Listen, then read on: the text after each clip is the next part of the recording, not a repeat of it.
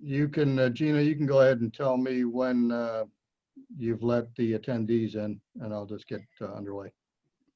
We are up to, they're all starting to come in now. We have about 17 so far. Okay, do you want me to just go ahead and get going? I think so, yeah. We're up to 21. They're all coming in, 22. So yeah, thank you. I'm going to mute myself, but just holler if you need me. And I think we have we're missing Nancy and Dave Driver for our first panel. Hopefully they'll join us here in a few minutes. Okay, well, I'm going to go ahead and get started. Welcome everyone to the 2020 Connecticut Commercial Real Estate Conference. As many of you know, this is an annual conference that's put on by the University of Connecticut's Center for Real Estate and Urban Economic Studies in conjunction with the Greater Hartford Association of Realtors Commercial Real Estate Alliance. Thanks for joining us this afternoon. We've got a full agenda, many great speakers and panelists who've offered to join us and be part of today's program.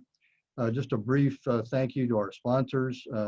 Environmental Health and Safety Consultants from New Britain is our gold sponsor, and our ad sponsor for today's session is Amodio and Company Real Estate. So we want to try to stay on schedule if we can. And I'm going to go ahead and introduce our first speaker. That's Alexandra Dahm.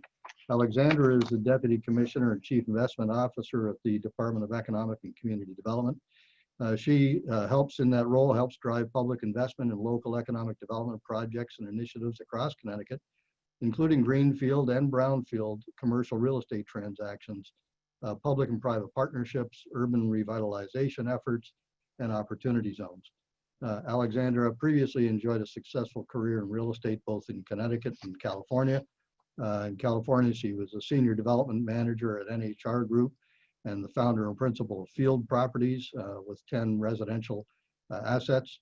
Also in California, Alexandra was with Trammell Crow Residential, where she was the project manager for a range of innovative developments, including workforce housing on publicly owned land, a public-private partnership to develop a new ferry service, and a luxury high-rise tower in downtown San Francisco. Prior to her time at Trammell Crow, Alexandra worked in Bain & Company's San Francisco office consulting on corporate strategy and in the Office of Public Engagement at the White House. Alexandra received a bachelor's degree from Harvard College and an MBA from Harvard Business School. So welcome, Alexandra, and we look forward to your comments. And I'm going to turn it over to you. Please join me in welcoming Alexandra.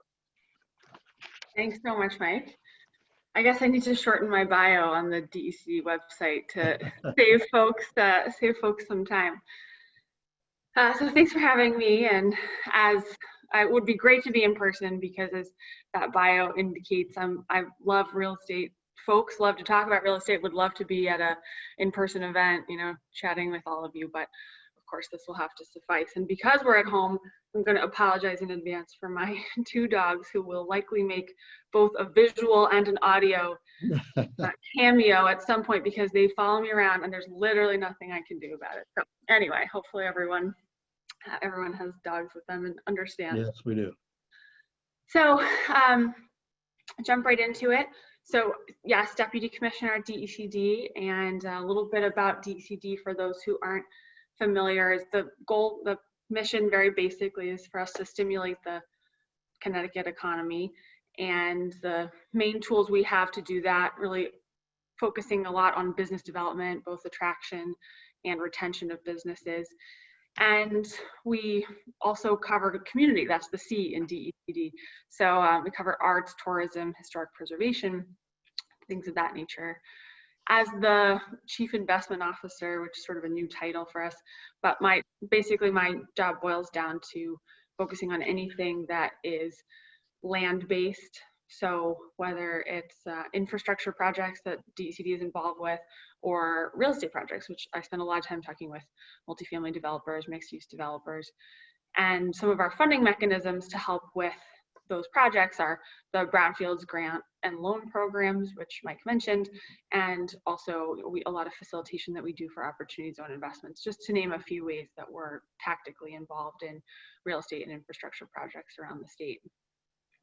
So I'm going to talk broadly about DECD's priorities, especially I'm going to talk about how as they relate to real estate, since given the audience, but also some of our general priorities for attracting businesses, since the more businesses that are here in the state, the better it is for everyone on the phone, the better it is for the real estate, CT real estate market.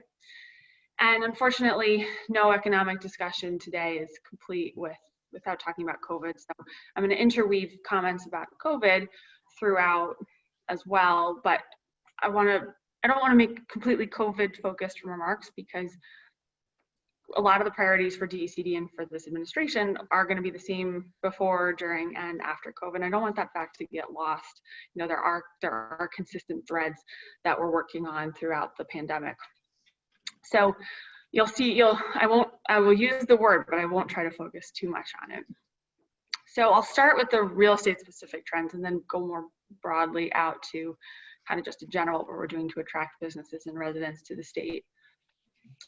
So on real estate specific priorities for DECD, the first one is going to sound a little bit counterintuitive because of the moment that we're living in right now. But the first one is that the administration is very focused still on transit-oriented development. And I know public transit can sound like a dirty word these days in a COVID time, but we really believe that the future of our state is not just in our suburbs, which are great and thriving right now for sure, but definitely involves our major cities. And so that was a priority before COVID and continues to be. We continue to prioritize development near transit, especially near Metro North, naturally. And we really believe that having people live closer to where they work or live closer to transit that can get them to where they work is a big part of the future of the state, and it's best for the environment, better for lots for mental health. Lots of studies tie ease of commute to mental health, so that continues to be a top priority for us. Another key priority is just adaptive reuse of historic buildings.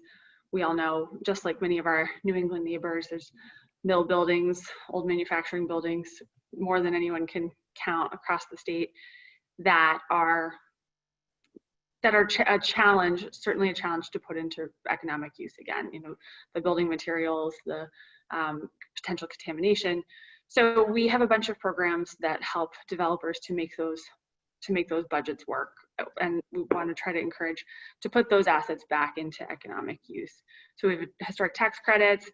We have a lot of our other funding programs give benefits, give sort of bonus points, I'll say, for structures that are historic adaptive reuse rather than ground up development. And so we want to continue to see those assets being hopefully revitalized. And related to the historic reuse is our emphasis on brownfield redevelopment. So in similar story to mills and old manufacturing plants, where a lot of times the chemicals, materials that were being used and poured into the ground at the time, there was not an understanding of how detrimental that would be to the immediate environment.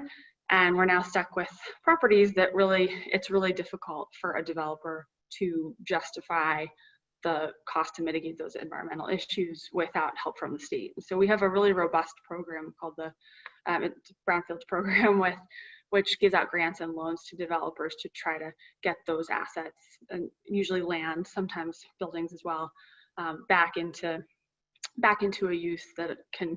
And a lot of times these are in downtown areas, so it makes a huge difference on a community if you have these assets put back into good use.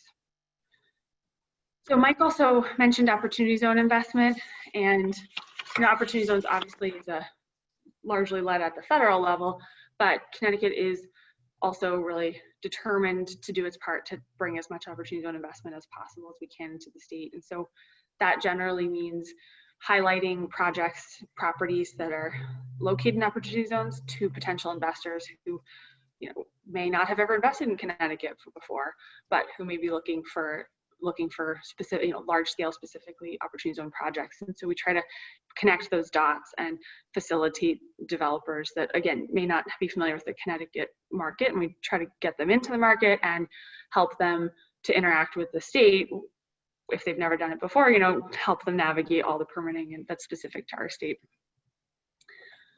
And lastly, this is again sort of related to the brownfields and relatively new, but DECD is working really hard lately, and especially this is a top priority for Commissioner Lehman, on replacing the Transfer Act process, and basically in broad strokes replacing it with a release-based system. And the details we're in the very early stages of working out the details, but the goal is to streamline those real estate transactions that have previously been quite held up by an onerous process through the Transfer Act.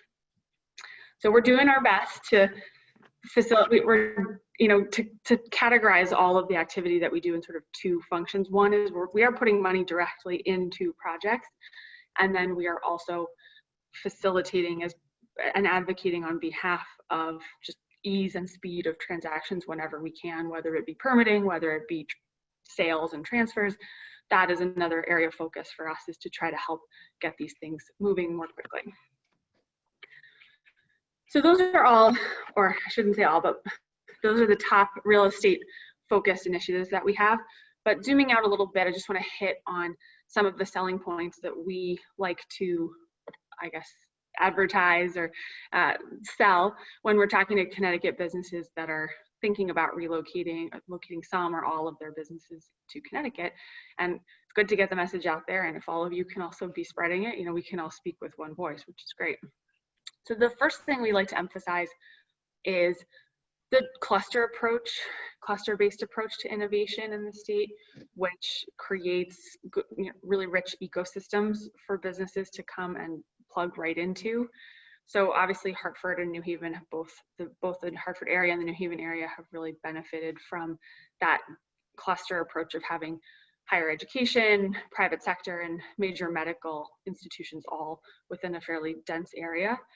And it makes it just easier for a company to come in and see where they play and where their partners are going to be right off the bat. And of course, it doesn't hurt that the commercial rent in those markets are so much less than the immediate comparisons of Boston and New York. And cost isn't everything, which is why we also need to make sure we're providing value. But if we can continue to be, much less expensive on cost, that certainly helps.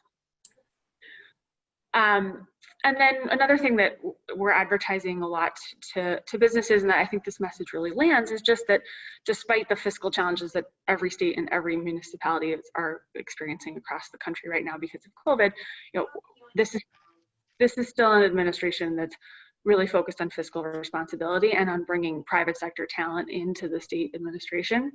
And that, as I said, really resonates with business owners, just to know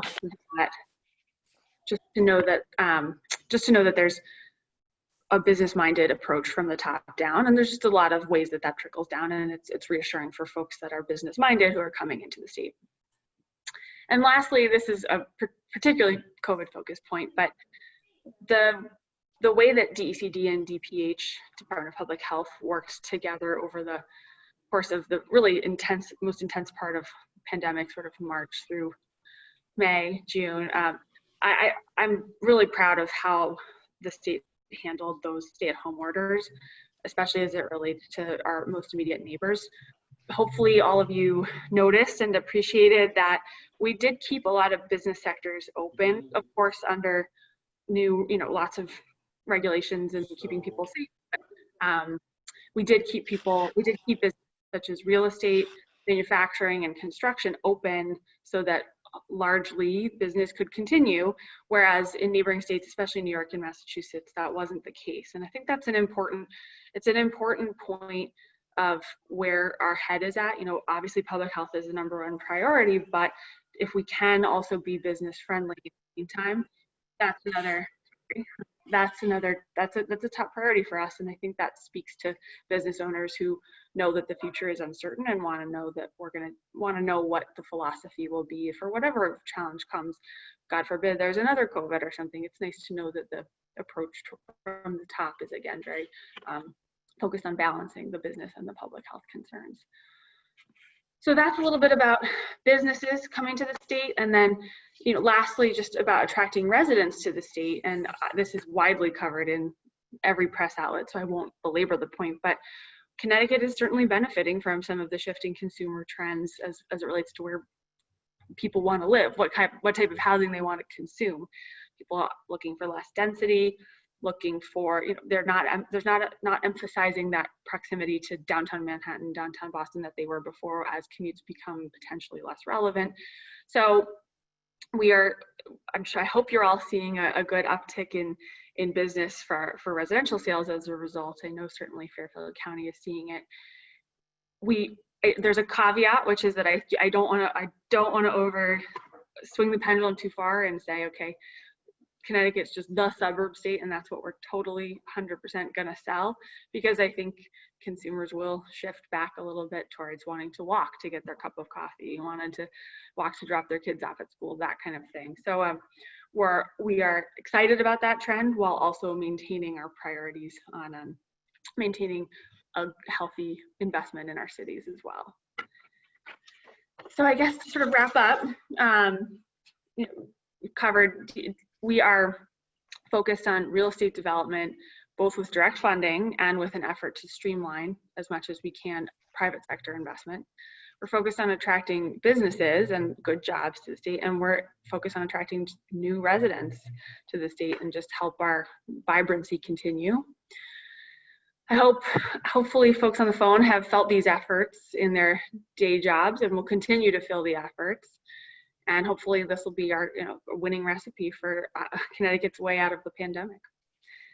So with that, I'm gonna just say thanks again for having me, and I will turn it back on to Mike, who has ominously turned his video back on. I guess that's my signal that I'm just about at time anyway. I'm not known for my subtlety, but maybe turning it back on. Thank you, Alexandra. That's great. I'm really glad you could join us. And I think you hit on a lot of important points, the TOD, the adaptive reuse, and opportunity zones. And, I know a few of the people on the panel today have lived with, and me included, have lived with the Connecticut's Transfer Act. So it's great to see the changes that are coming with the Transfer Act. And actually, the Commercial Council of GHAR is working on a webinar that we'll be talking about maybe at the end of this for a minute, where we'll sort of get that information out to the industry as to what the changes that are being planned, what impact they're going to have. But I think that's terrific. The points that you hit on are great, and it's great to hear. That maybe one of the most important ones is the business-minded approach that you mentioned, and I think that's great. That's refreshing to hear. On the adaptive reuse with respect to the mill buildings, I know many of us have worked on those projects, but clearly, for example, in the retail world, some of our regional malls are going to need to be adaptively reused once this is all over. So it's going to be a topic for a lot of properties. In any event, thanks for joining us today, Alexandra. Great.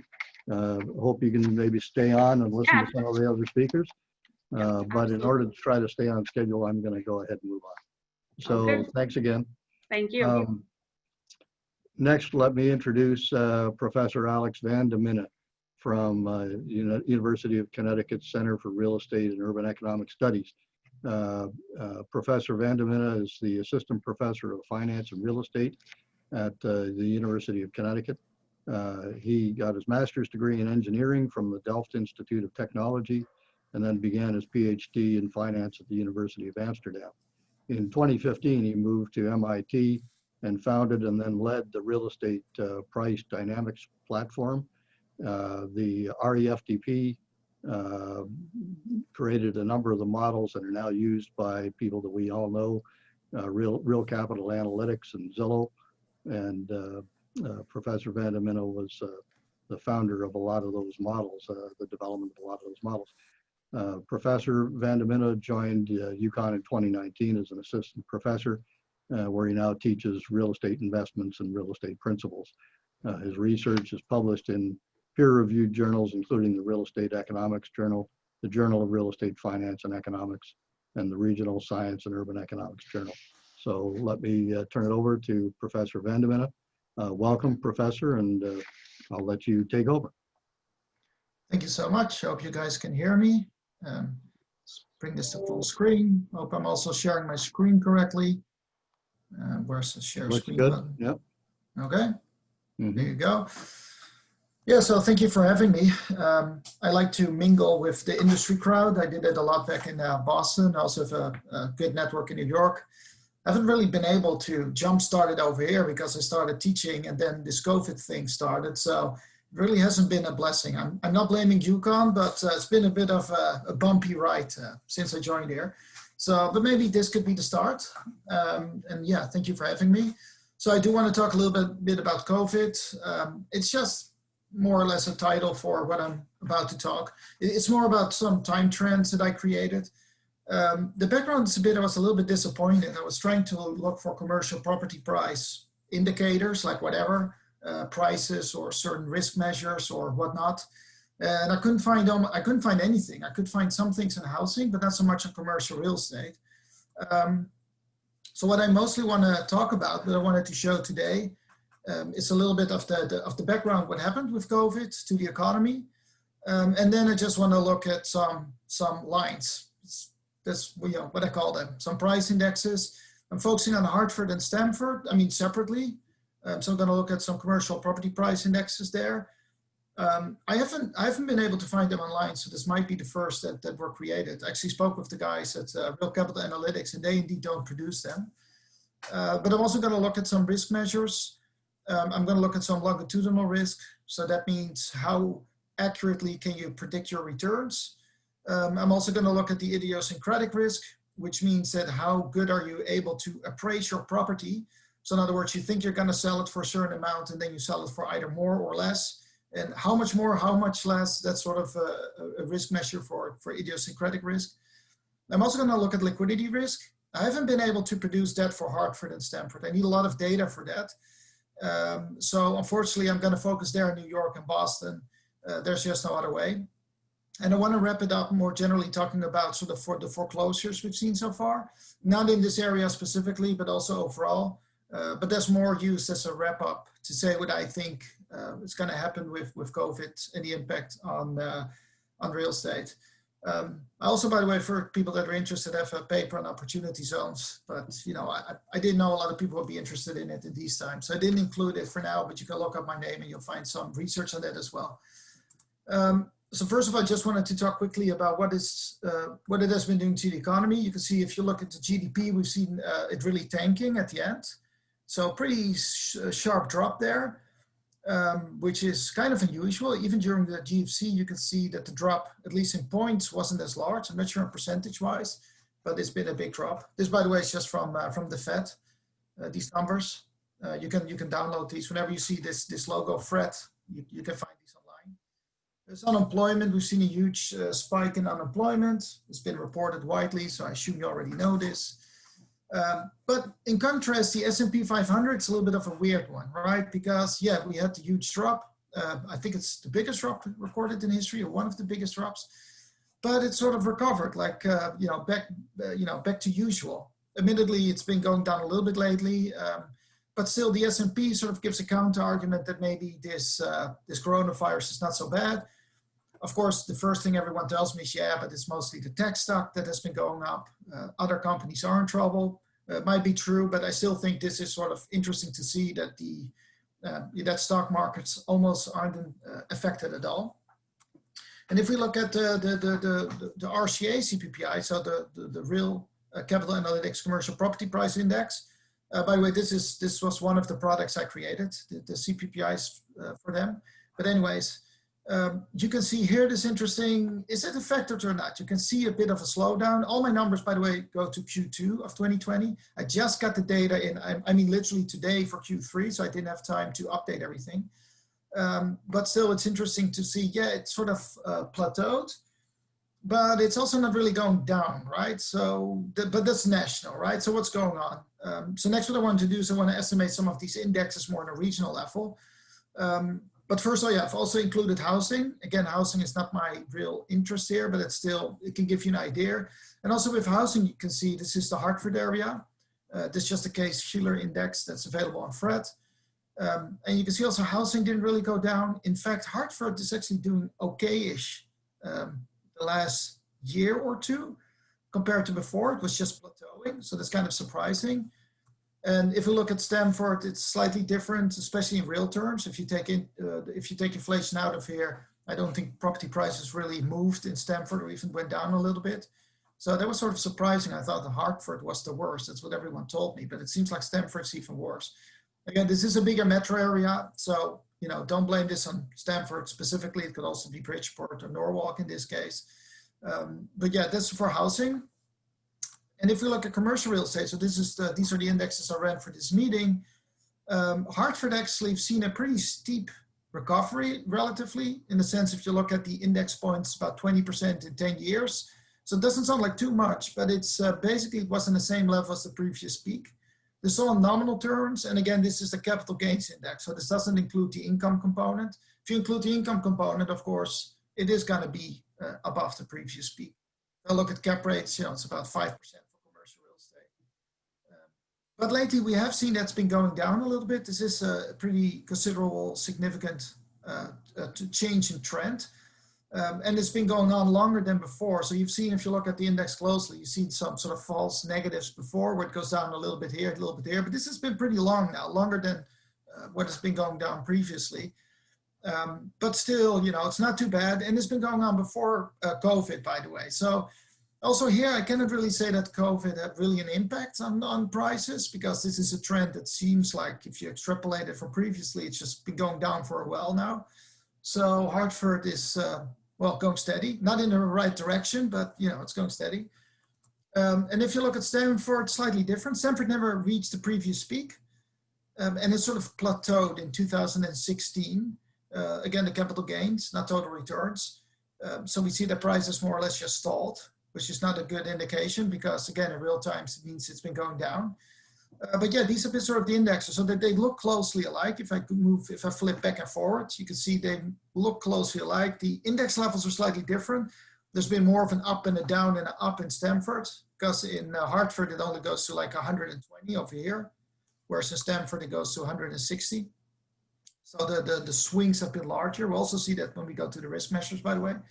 But in general, they look alike, except again that for here, somewhere in 2016, I'm not too well acquainted with these markets myself. Maybe some of you have an idea, but we can see that more or less the price progression stopped in Stamford and something flattened the curve there. So I'm not sure what happened in, again, roughly 2016 Q1, but something happened there that sort of flattened the curve in Stamford specifically.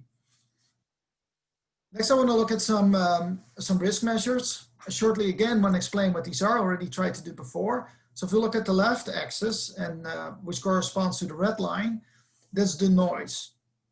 And the noise, what it basically means is that you cannot get good appraisals for a property. You think it's worth something, but then you sell it for more or less. How much more or less do you sell it for? It has to do with standard deviations. I'm not sure if you can remember that from high school classes, but it basically means that about 70% of all the transactions are within plus minus 18% of what you think it's worth. If it's at 18, like over here. So let's just focus on this red line for now. So what you can see is that this noise was more or less steady. It peaked a little bit just prior GFC, and then it went down, meaning that this idiosyncratic risk, people were more able to sort of appraise their properties, and this idiosyncratic risk actually went down quite substantially. But actually since 2014-15, it's been going up again. Also here, I don't see any effect from COVID because, yeah, there was a small dip here, but generally speaking, it's been going up a lot. And this is special because I've run this for about 80 markets. And Hartford's actually one of the only ones that show this behavior, that the noise really went up lately. If you look at other markets, including if you go to the next one, Stamford, typically it looks more like this, where you saw a huge increase in noise just pre-GFC, and also during the GFC, where people didn't know what the property was worth, but then generally tended to go down. It goes up here a little bit. Okay, let's forget about that. But also here, you can't really see any effect of COVID on the noise. So properties that are being transacted, people still are relatively aware what the price is.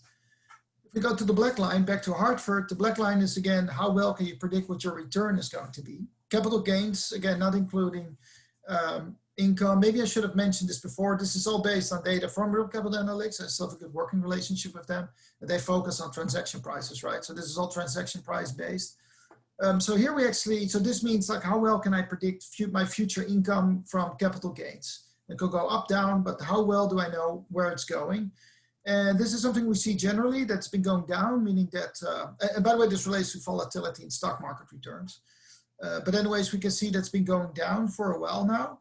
Although there is a bit of a peak at the end over here. I lost my mouse.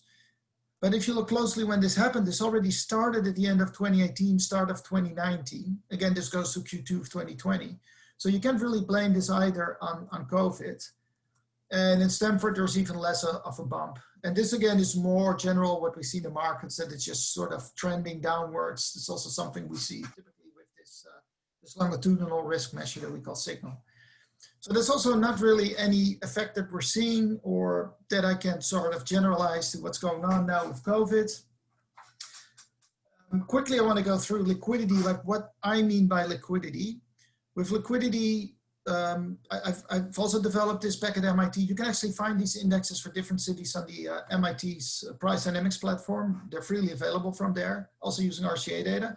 But my definition of liquidity is that you have reservation prices of existing owners and reservation prices of potential buyers. And the question is, how far are those reservation prices apart? For me, that's liquidity. If let's say this is sort of the base case, what you'll see is that, you know, the existing owners is the blue line. They have certain reservation prices. So these guys have really high reservation prices, and they basically will never sell their property to potential buyers, which is the red line. And these guys, they would like real estate, but they don't want to pay anything for it. So they will never be linked with someone with an existing owner. But in this distribution, there's some overlap between the buyers and sellers. And that sort of is where we find liquidity, because that's where deals happen. Of course, we don't really see reservation prices, but we have statistical techniques. I'm not going to go into too much detail. We have statistical techniques so we can tease out these reservation prices. And typically what we find in a booming market is that the red line, which is the potential buyers, they increase their reservation prices. And the potential buyers, they don't notice immediately that the prices have been going up. So they keep their price more or less the same. And what you see that this overlap, it increases, meaning liquidity increases. This means that the gap between the buyers and sellers reservation prices, it shrinks. And the other way around is if you have like a busting period, you can see that, you know, typically potential buyers, they pull out of the market, and the existing owners, they either ignore it or they don't know what's going on. And we can see super low liquidity because this, you know, where they overlap becomes very small. And before I move on, just sort of a recap. Before, we didn't find any change, right? We've seen that prices didn't really change during this coronavirus. We haven't found that the longitudinal risk really changed. We didn't find really that the noise increased. But liquidity will find some big differences. Again, I don't have this for Hartford and Stamford, but I do have it for New York. So if we look at New York, the black line is the CPPI that RCA produces. So you can get it from them. So they're indexes, and the red line is the liquidity measure that we make at MIT, which is again the gap between the reservation price of buyers and sellers. And here you can very clearly see a huge drop in liquidity according to our measurement. This drop is almost as big as the entire drop in the GFC, which took a lot longer because this is only done in 2 quarters, and the GFC was, of course, like what, 12 quarters? I have to measure it. So we find a huge drop in liquidity. And this is concerning, the reason being that typically this liquidity indicator, it moves down, you can see it here as well, before prices do. So this is a good sort of predictor of what prices are going to do. What I also like about this liquidity measure is its interpretation, because this says 20%. What this means is that either the existing owners need to drop the reservation prices by 20%, and then you will be back at the old levels of liquidity. Or of course, the potential buyers need to increase it with 20% to make sure that liquidity is to normal levels again, or somewhere in between, right? So this means that something's got to give, otherwise we're not going to see any transactions happening. And if you look at Boston, the drop is even more severe, as you can see. And also look at the prices, right? Prices have been more or less going up, both in Boston, if we go back in New York especially. So this is kind of concerning for those reasons that typically liquidity tends to lead prices. And does it mean that we're also going to get like a huge drop, but in the near future? And this is sort of why I wanted to talk a little bit about, for example, distressed sales and comparing it to the GFC, why it's so dangerous, is because back then all the mortgages were held by CMBSs, and it was always very difficult to contact them if you had any issues paying the bills. I mean, probably you guys know it better than I do, but you couldn't just pick up the phone, call them, say, look, I'm in trouble, and you know, can we maybe work something out? It also wasn't really in their interest, right? Because the ultimate investors, they were somewhere in Germany, some pension fund or somewhere, and they didn't benefit from it to renegotiate your mortgage per se, those guys that were holding these CMBSs. And that was like a huge problem. So if you look at the amount of distressed sales during the GFC, which is blue in the total amount in billions, and the orange one is a percentage of the total volume. You can see it really spiked, and we don't see this now. This is also Q2 2020. Is why? Because, you know, all the bank loans are now in the hands of banks, and they don't benefit from foreclosing everyone either. So they are willing to renegotiate. And also, of course, we've had a lot of governmental programs that help pay these bills, right? Because people pay their rent first if they get some subsidy there. So what I think is going to happen actually is that this liquidity drought might be a little bit temporary. Prices do have to go down. You know, if I have to give my 2 cents, it might be like 10% or something, but it's not going to be a whole lot more. And I guess we just have to wait it out for the vaccine or something. But I don't see like a structural problem at the moment, like we had during the CMBS crisis or during the GFC. And I guess that's it for me now. So thank you so much for listening. I guess my time is up. That's great. That's a lot of information in a short period of time. I'm sure many of us on the phone could sit and look at the charts you put up and spend some time contemplating the gap between buyers and sellers. I think the two lines that you put up on that graph, that sort of brings to mind specific people on the part of a number of the brokers on the phone today. They know exactly where some of their buyers and sellers are on those curves. Anyway, thank you very much, Professor Van de Minne. That's great, very helpful and very informative. So let me move on now to keep us on schedule if I can. The next portion of our program is a panel on developing Connecticut region by region. And see all the people joining in now, turning their cameras on. Thank you very much. I want to introduce our panel moderator, Dave Driver. Greg Bordonaro, if you received the program earlier, Greg Bordonaro was mentioned as the moderator for this panel. Greg's from the Hartford Business Journal, but he had a meeting come up at the very last minute and called me and apologized and said he wasn't able to do it. So I was able to reach out to Dave Driver, who's part of our group, on very short notice, and Dave agreed to take on the duties of being our moderator. So welcome, Dave. Thank you very much, and appreciate your willingness to step up. Just a minute on Dave, if you will. Dave's a veteran economic development professional with marketing and program development experience in the public, nonprofit, and private sectors. He has run a university-related business incubator and a unique public venture capital organization, developed a state-level urban redevelopment incentive program and various tourism promotion campaigns, and directed business recruitment marketing efforts on both the state and regional levels. David headed marketing for the Connecticut Department of Economic Development for 15 years and later founded and directed Connecticut Innovations, the state's risk capital agency. Dave recently led business attraction efforts for Northeast Utilities, or Eversource, where he coordinated a business recruitment initiative for the 6 New England states. Dave also served as president of Science Park at Yale and vice president at the Connecticut Economic Resource Center. So I'm glad we were able to secure such an excellent moderator to step in for Greg Bordonaro on short notice. And welcome, Dave. And at this point, I'm going to turn it over to you to introduce your panelists and get underway. Thank you. And we'll unmute you here. There you go. Thank you, Mike.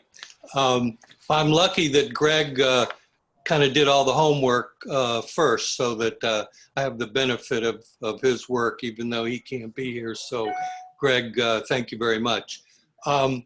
Again, I'm Vice President of Business Development for Goman+York, and our panel discussion today is going to be about economic development updates from experts who represent different parts of the state. Obviously, COVID-19 has challenged many parts of the economy and economic development, but it hasn't completely choked off activity.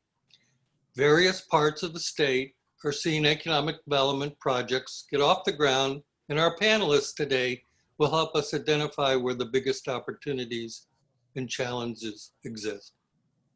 So without further ado, let me introduce our panelists. First, we have Mike W. Freemuth, who's the Executive Director of the Capital Region Development Authority. CRDA is based in Hartford, but is responsible for investing in development in Hartford and surrounding areas. Garrett Sheehan is the President and CEO of the Greater New Haven Chamber of Commerce, himself a longtime economic developer. David Kouros is the President of the Stamford Downtown Special Services District, which manages, enhances, and promotes Stamford's downtown experience. David also used to be Deputy Commissioner of the Department of Economic Development and Community Development. And Nancy Kauser is the Executive Director of the Southeastern Connecticut Enterprise Region, known as Sector, a private nonprofit economic development organization that provides a broad range of services to stimulate and support economic development and diversification within the region. Nancy and David, it's nice to meet you.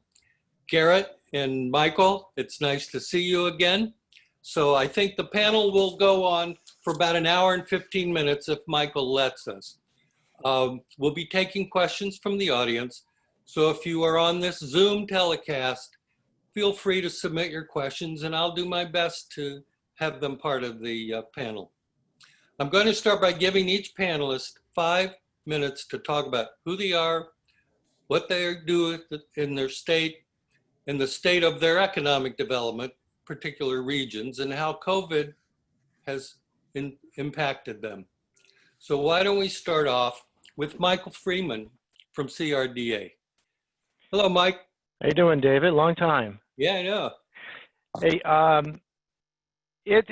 first of all, CRDA is a development investor into real estate deals, and we've primarily focused on residential and mixed use.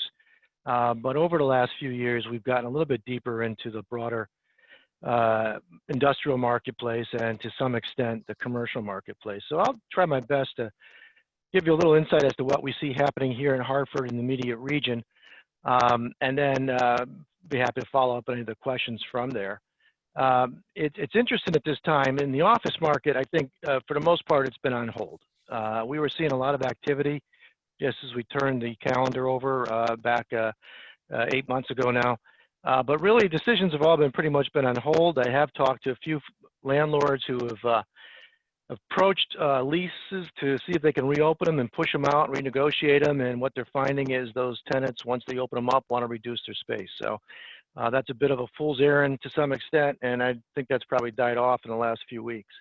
But what we have been seeing and talking a lot about is a lot of the buildings have been trending towards 4 and 5 people per 1,000 square feet. But these buildings were really built for about 2 to 3 per 1,000 square feet. It's our guess that they're going to trend back that way. We're going to have probably a more traditional, conventional use of the facility. It's going to reduce the pressure on the buildings. It's going to have less people in the buildings. But the space demand may not change all that much. And so we're watching that and trying to understand it, but it's anybody's guess as to where that goes. On the retail front, I was talking to Mike Goman about a week ago, and he made a good point that what's happening now is perhaps really an acceleration of what we all were seeing from e-commerce. But the point that has to be made, and we're seeing here locally, is all retail is not the same.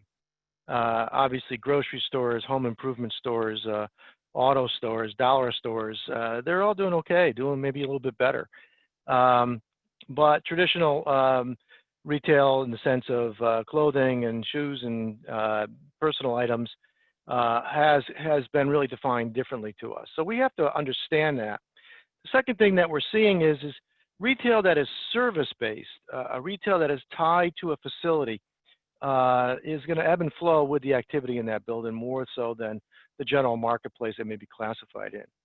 On the industrial side, everything is pretty steady. There's actually a little growth, in particular warehouse and distribution activity. And rental rates and occupancies on the industrial side have pretty much held steady throughout, which reflects back a little bit perhaps what Alexandra was speaking about, is that manufacturing tried to maintain its effort. The area that is probably most devastated, at least here in the Hartford market, is the hotel business. A lot of it was corporate travel based or event based. Both of those have dropped off the table. And we've seen a variety of hotels shut or get into trouble and rely on PPP, which is running out, frankly. And so we're concerned about going into the new year as to how long we can keep many of these hotels operating. As anybody in the business knows, the hotels come in multiple markets, everything from tourism to corporate to full boat business to short-term stay. So there's a variety of product out there. And you have to distinguish between the hotels in the downtown core from those off a highway ramp. But no matter how you define it, it's been devastating for us here in the Hartford market, which has played itself obviously in and out of the retail and entertainment and restaurant business, as well as parking garages. Lastly, residential has been somewhat of a curiosity to us. I read all this stuff, I hear all this stuff about people leaving the cities, and I think there's a heck of a lot of hyperbole there. I tell my wife, you know, people have been going to Rome for 2,000 years, and they're not going to stop tomorrow. So I think the cities are going to be around, there's going to be a role, and we're going to have some residential activity driven in part by the desire, as been expressed over the last 10 to 15 years, to be in an urban environment. On our own small micro snapshot, we saw a dip. We had been averaging north of 90% occupancies in the buildings that we've been investing in. Those buildings dipped between March and September down into the mid to low 80s. Some fell into the 70%. A few small buildings were more erratic because they were so small they skewed crazy. But what we saw on the 1st of October, when we did a quick inventory and survey of our stock, many buildings have come back up above 90% again. We think some of that is just pent-up demand that was kind of put into a holding pattern since March, and it just kept building and building to finally burst. We think some of that has to do with people getting a little bit more relaxed in the COVID world. We think some of it has to do with just simple fact that activity generally picks up after the summer anyway. What we saw hurt the residential market were three components. We saw a loss of the students, and that's still real, and especially in our market, there are a lot of grad students, which are the natural residency users. The other element that we saw was short-term or really corporate leasing for short-term use by folks coming in from the hinterlands as an alternative to hotel use. That dropped. And then the foreign residents, basically international workers. We saw in late March, early April, almost a flight back home with the foreign workforce. A lot of IT, a lot of engineering, a lot of uncertainty if they can get home, how they would get home, and basically just couple buildings disappeared. So we think that's a laggard. We're not sure what's going to happen with that and how the immigration fight in DC will complicate it. But we see the student population, the corporate leasing at some point coming back, and we're seeing the market get back up. We're not seeing many concessions in rents. We are seeing some concessions in the amenity packages and a little trimming of the parking rates, but for the most part, the rental levels are holding steady. And most of the buildings are coming out of whatever funk they went into. The one caveat is we got caught with about 3 buildings that were in construction and had intended to hit the market this year, and they're having a far longer time to get to stabilization than we had forecasted, and we've had to tinker with the underwriting as well as the loan structures for 3 deals to date. So that's a quick snapshot of what's going on here in Hartford, and I'll lay back and listen to all the wisdom coming from Dave Corus and others out there. Well, thank you, Mike. That's very informative, and we're really happy to hear that some occupancy is coming back. I think we'll next start with Garrett. And Garrett, can you weigh in now? Thanks, Dave. Appreciate it. And it's great to see you and everyone else here on the panel. Appreciate the invitation to be a part of this. I echo some of the things that Mike said there. It's very up and down as you look across. My role is as President and CEO of the Greater New Haven Chamber of Commerce. So we're actively out there trying to promote for many of our small businesses who are really suffering. And then, we have many of our larger businesses who are doing well, and there hasn't been that many hiccups to their business. And so it's encouraging to see.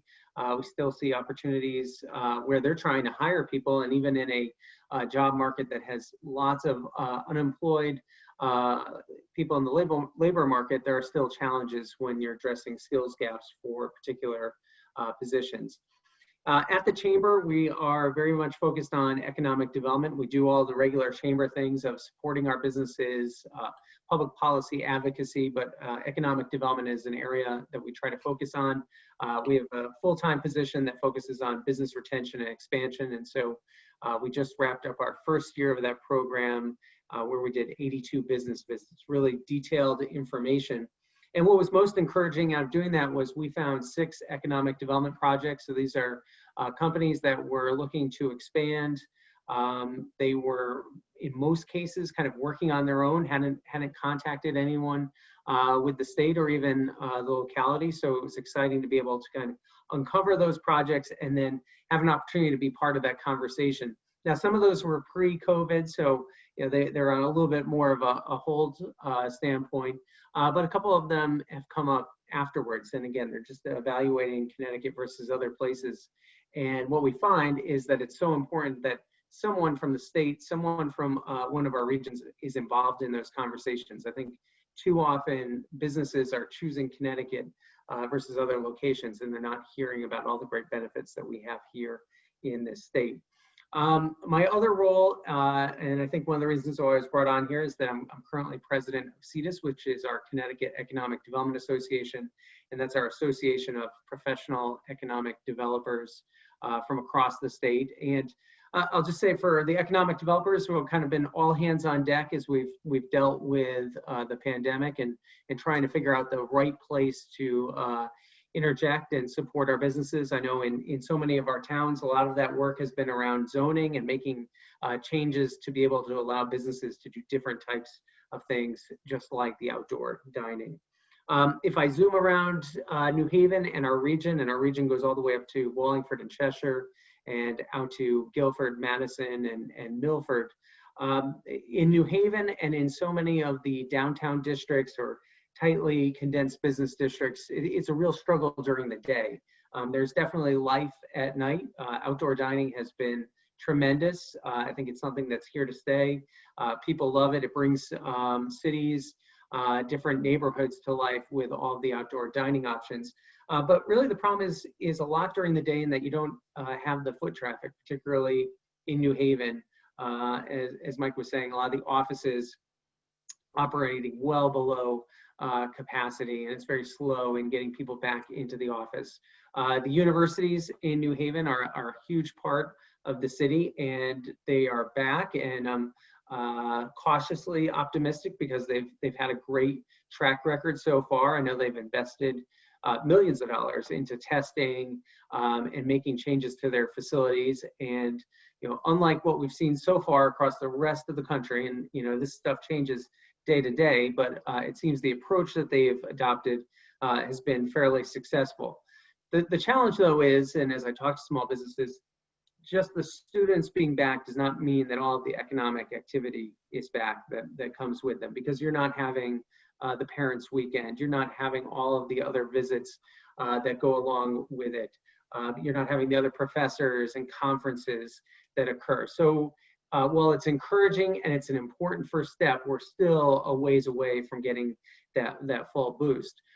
But another encouraging sign, we did have the Omni New Haven Hotel reopened a few weeks ago in New Haven, and they had been closed for a while. So there is a life from that standpoint. Biotech, that's become more and more synonymous with New Haven. We see it as one of our most important clusters. And over the past 5 years, I would say we've been on a very high upward growth trend. You know, if anything, maybe just a little bump with COVID, but obviously everything we watch in the news, the biotech industry is key to fighting the pandemic.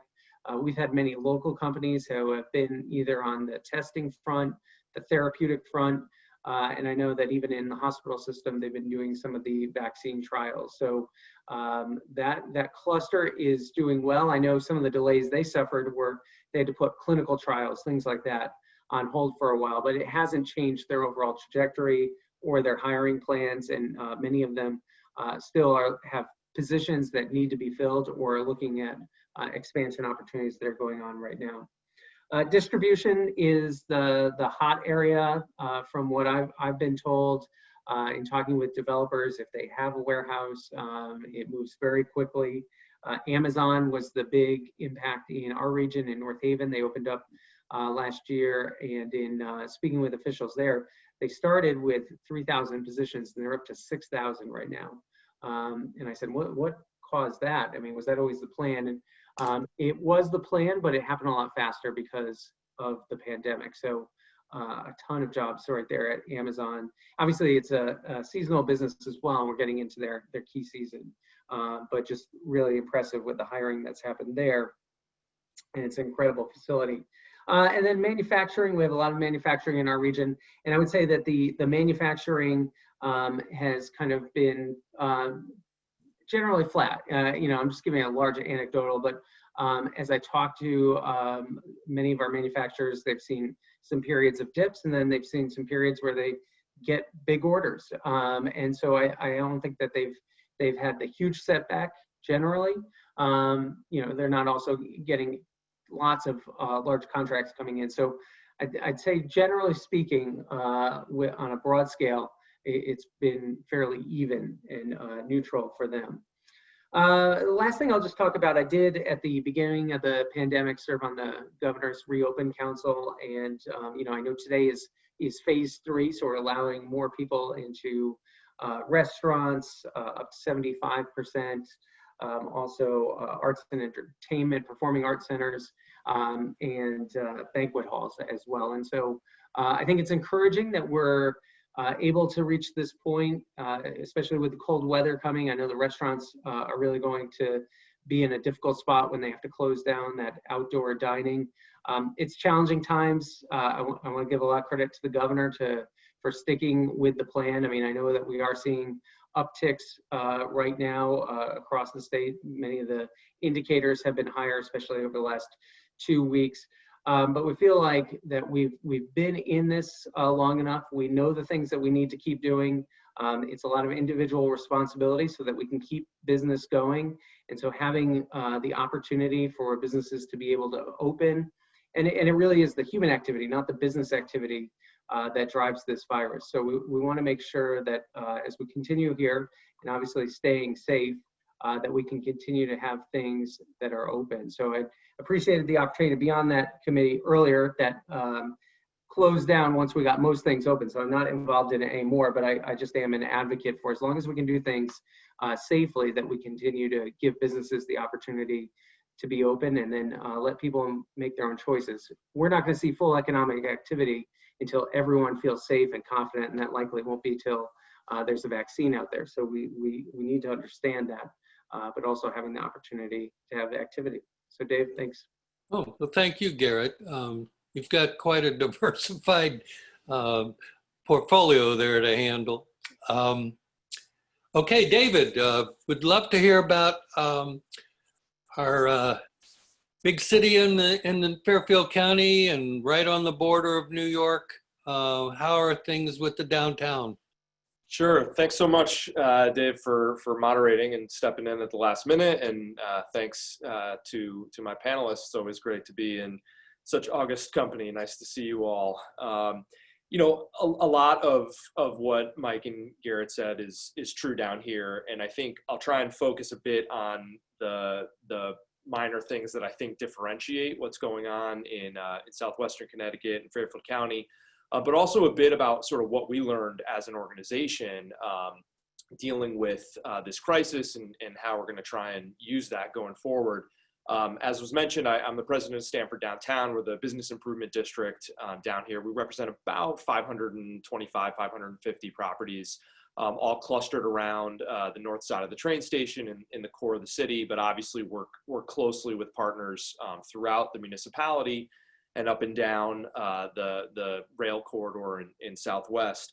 You know, I think before my time as deputy commissioner at DECD, I was director of resilience at the Department of Housing. And a lot of what I learned then working on post-Sandy infrastructure is really relevant to the time that we're in right now. And when I think about, you know, the pandemic and how we come back, I like to think about it in terms of three phases: relief, recovery, and then resilience. And so the relief phase is really, you know, patching up the holes, getting the stimulus out there, getting people the funding they need through programs like PPP.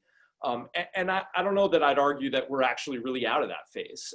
You know, I think has been evidenced by a lot of what's going on the last couple of weeks, and particularly by the longevity of this crisis extending past what people wanted. You know, there's still really a need for relief, and people are struggling. And so we're trying to do multiple things at once. While relief hasn't yet been completed, we have to start thinking about recovery. And a lot of what we did, focusing on the small businesses, particularly the restaurants and the retailers, was thinking about ways that we could, you know, help them with marketing, get the word out, and then, you know, as Garrett described, increase the outdoor capacity. If folks are not going to be comfortable indoor, we've got to recreate those indoor spaces in the urban room, in the public realm.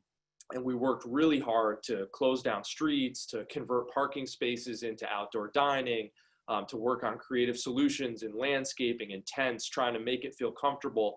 And at the end of the day, we carved out about 1,000 outdoor dining seats that didn't previously exist, which, you know, recouped that lost capacity inside. And it created a new vibe.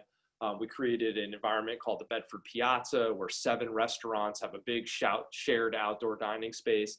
And that started to generate that recovery. An interesting sort of co-benefit of that is, as Mike mentioned, you know, tourism is obviously struggling. People can't be traveling, at least not long distances. But we ended up creating this kind of, you know, microcosm of tourism that we weren't really planning on in the sort of COVID dining, because we opened up earlier than New York. On the first few days of our first few weeks of what we call streeteries down here, where we were closing streets, expanding patios, you know, we had tons of license plates from New York and New Jersey. And while there's, you know, some risk associated with that, certainly, it was great for our businesses, and it exposed our community, or exposed people from neighboring states to the benefits of Southwestern Connecticut and to what our communities have to offer. And so, you know, when we started to see that potential demand for residential in particular, you know, I'd like to think that we had this audience that, you know, was familiarized with our product in a way that they might not have otherwise been.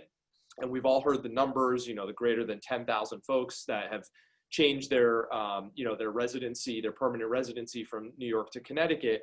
You know, that's very much concentrated, obviously, down in this part of the state. When you look at the numbers, you know, there's been in Fairfield County, there's about a 40% year over year unit sales, about a 12% increase in prices. I'm most encouraged by the nearly 80% increase in contracts year over year, which shows me that this trend is still ongoing. But it doesn't even cover the entirety of the county. It really starts to drop off as you get up towards Fairfield in the east, as you get up towards, you know, Ridgefield and Bethel in the north. So just before Danbury, just before Bridgeport. It then picks up again in Litchfield County. There's a real hot spot up there, and then to a lesser extent on the shoreline. But that uptick has been tremendous. I could say anecdotally on my block, you know, a house that had been on sale for a year without a lot of interest had gotten a renter. And then when they put it back on the market, you know, sold within a day. And then a house went on sale across the street because they saw the interest, sold within a day. And these are not the typical buyers that we've usually seen, right? Anecdotally, we know people usually have some sort of a connection to Connecticut, right? Maybe they grew up here, maybe their spouse's family are from here, maybe their job brought them here. You know, my next door neighbors, 2 20-somethings, grew up in California and Texas. Their jobs are in New York. No appreciable connection to this state other than it offered that blend of suburbanity and urban vitality that they were really looking for. So, that's really encouraging. I don't know that the same sort of commercial trends that we were hoping for have yet started to manifest in a meaningful way. I think, we've heard anecdotally about an uptick of interest, hasn't really materialized in the form of leases. There's definitely interest in, satellite office space in Lower Fairfield County in a way that may not ultimately manifest in the rest of Connecticut. People looking to, create a place for their northern suburban workforce of metropolitan New York to go into a couple days a week without having to traverse all the way into Manhattan. But again, we're not yet seeing that actually, translate into signatures on the dotted line. Much as Mike described, I think, there'll be a bunch of competing forces. I do think office density will go down. And that'll maybe offset some of the depression on spatial needs caused by an uptick in remote working. I, for one, don't think remote working is going to, retain at the levels at which we're seeing. I think it's a lot of people are learning the convenience, and I think a lot of employers are learning that productivity can still be maintained. But I happen to personally think that the folks that are telling their employees now that, 85% of their workforce never has to come back to the office, they're going to regret that a couple years down the road. There's still there's no replacing the spontaneity and the innovation that occurs through, ad hoc interaction. And as much as we've learned that, tools like Zoom can make working work, it doesn't replicate that environment that you get within the office space or within the third place in a walkable downtown. In doing all this, though, and working with our office building owners and working with our small retailers in trying to get through and be nimble and translate this recovery into resilience, we've had to work really closely with the city. And on the one hand, I think we've all learned that we can do some things a little bit more nimbly than we realized we could. We've pushed some of the city departments a little bit out of their comfort zone, forced them to work a little bit more quickly than they otherwise would have. And I think the takeaway is we've realized, hey, you know what, we can do things a little bit differently. On the other hand, we've also come up against some barriers that are immovable. And we realize that there's some challenges in our regulations and in our governance model that are not well suited to the types of challenges that we'll be facing over the coming years. And so working through with our key stakeholders, we've also found this as a really interesting time to take a step back and in the lull, invest in infrastructure. Our traffic and transportation department here is doing a phenomenal job, recapturing and enhancing the streetscape and incorporating bike lanes and taking advantage of the lower traffic in the near term to create some long-term and resilient infrastructure. And we're also working closely with the city on things like zoning and other regulatory frameworks to try and update the tools so that when we do rebound, we can do so more easily. So I think we've learned a lot, not just in sort of what needs to get done, but also in how to get it done.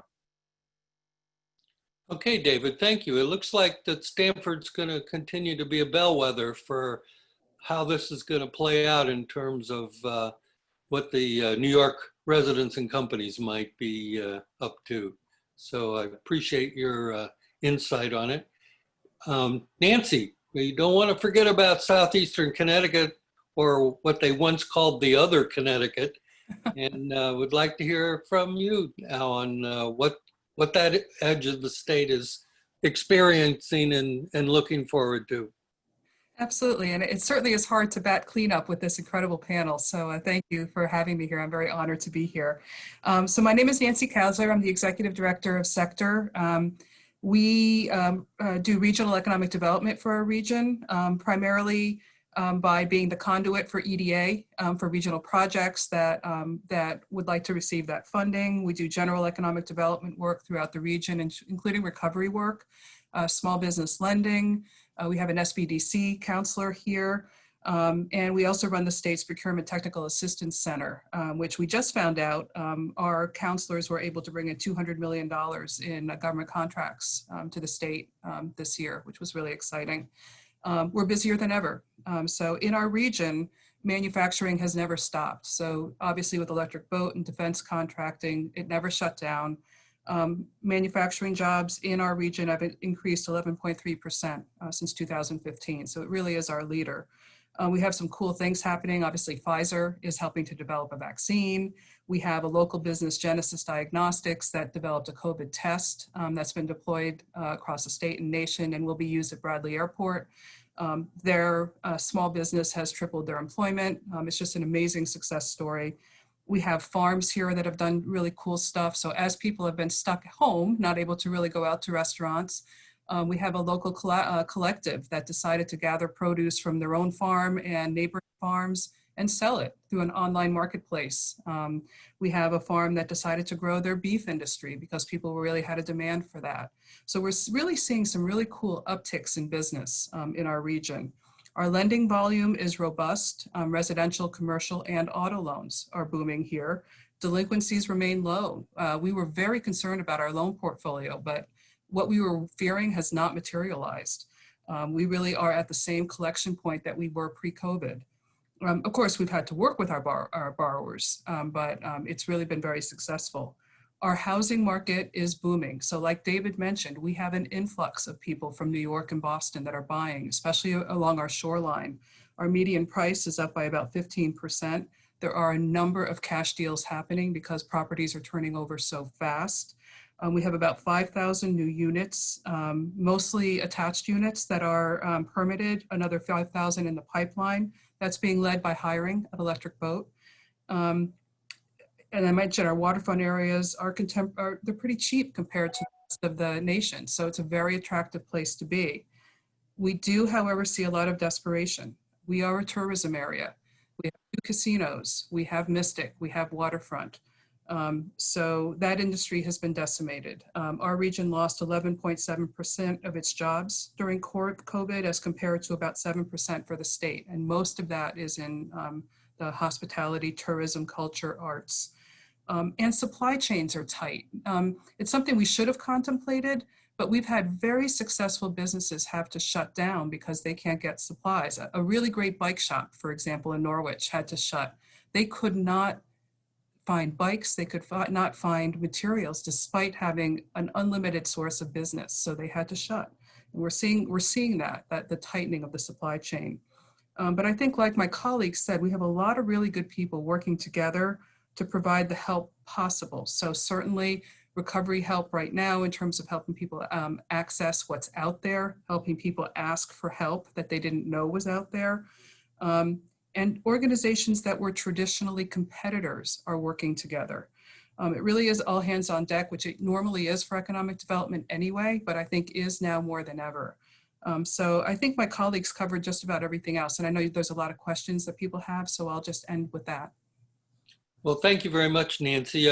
Before I go to the questions, I would like to ask you what's going on with the wind development off New London. Well, I'll turn to my colleague David too, who is, thank you, a leading proponent of that. But we are anxiously awaiting the start of that industry. We're very fortunate in our region to have a very robust workforce development program called the Manufacturing Pipeline Initiative that's really looking at that industry to see how we can make sure that we have the workers trained and ready when they're ready to work. And certainly our construction industry is booming, not only for the housing, but also with the work that's happening at State Pier in New London. So we are really preparing to be ready for them, both from a construction perspective and a workforce development perspective. So we're very excited about that. And I'm sure David would probably like to chime in as well, since he leads the Port Authority. Sure, just briefly, yeah. So my other hat is chairman of the State Port Authority, and the initiative out there is incredibly exciting. It's an opportunity for Connecticut to be really at the ground floor of an industry in North America, and importantly, to achieve an outsized economic development impact of the carbon mitigation and climate objectives that we've taken on for our responsibility related to climate change. We're in the design phase. We're in permitting. We expect to be through that process very early next year and be in construction next construction season with hundreds of jobs upgrading the port that will then be an asset to the state for generations to come. Oh, thanks, David and Nancy. We're going to probably thank you very much for your insights, and for the remainder of this discussion, we're going to ask general questions on a range of topics to try to make it a free-flowing conversation. And anybody out there that's on the Zoom that would prefer to ask questions themselves, I'll try to get those in there too. So I'd like to start out with something that's sort of dear to my heart. Traditional economic development has been job and wealth creation by doing recruitment, retention, and entrepreneurism. And I wondered how in each of your areas, the COVID-19 pandemic is affecting how economic development will be done currently and post-pandemic. And anybody can start, or I'll call on somebody. All right, Garrett. Thank you, Dave. It changes, but it doesn't change. I feel like that those fundamental activities are still critical. It's critical to talk to businesses and to find out what the drivers are for them, what helps them make the decisions to stay, what are the challenges that they face here in Connecticut or anywhere else. That's why I firmly believe in business retention and expansion. And so we started this company visitation program last year. And while COVID stopped our in-person visits and we shifted to business response for a couple months there, and we still do that, but really put all our efforts there, we're back doing these visits on Zoom. And just the information that we find out, and I'll touch on something Nancy mentioned about the workforce pipeline, and that's something that's being replicated across the state. The biggest thing we found out from so many of our employers across multiple industries is it's talent, and they are still looking for talent, even in the face of all the unemployment that is out there. They're trying to find the people that can fit those critical job skills that they need, that they don't have to spend a lot of money on training them up once they get into the position. So, if things are changing, it's that the jobs are constantly changing, and we need to stay up to date and make sure that as a state and our organizations, that we're working to make sure that the talent is available and ready to go for these businesses. Relationships are so important in economic development in terms of clients or touring buildings or that type of thing. Do you think the technology with Zoom and WebEx and everything else allows those relationships to continue, or is there something missing that we can try to figure out what to do? I don't know. You have a thought on that, Michael? Well, if I could figure out how to operate it, you might be right. We're seeing, when we're marketing residential properties, it is almost exclusively web-based online activity today, and it had been drifting that way. The day of running an ad in the paper or working through a rental agent or paying a commission to find a unit, it's really been wiped out, and most of it has gone towards internet-based skill set, frankly. And these buildings that we're building today, they're sophisticated. They know what day you arrive, what day your FedEx package is due, and what day your mother's visiting. Inside these buildings, they're so technically sophisticated. So it's obvious that when people are looking at them, we're showing them all the features, right down to how you can set your furniture up in the rooms. So I think the technology has made up, maybe even improved what we've been doing in the residential market. At least that's been our experience over the last 4 or 5 years as we brought these new properties online. I think it's probably less of a help when you get into the other. David mentioned multiple hats. The other hat we wear here is the convention center and the XL Center and the large entertainment venues. And notwithstanding what's happened with COVID and size limits on a number of people and what you got to do to protect them and screen them and modern, basically run a modern building around new processes. What we're not sure is happening is, would a conference like this one here substitute for what had been maybe 20 or 30 of us getting together in a room, listening to a panel and having a drink afterwards? And what does that mean to the conference business, the hotel-related business with meeting rooms, that industry, if you will? We haven't fully figured it out. There are some that are far more active, and there are multiple meetings, and there's a networking thing that is probably better in person. To go to David's point, there's a lot of transactions. I get a lot more done when I sit around a conference table than I sit around a Zoom, just because I might remember 3 or 4 things I want to catch you on.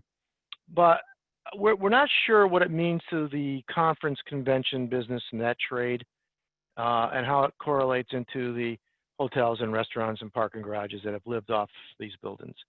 The other thing that's got us a little scrambled is sporting events. We think there's a pent-up demand for that, and we think there's probably going to be a little bust out next year, assuming we get through this COVID issue.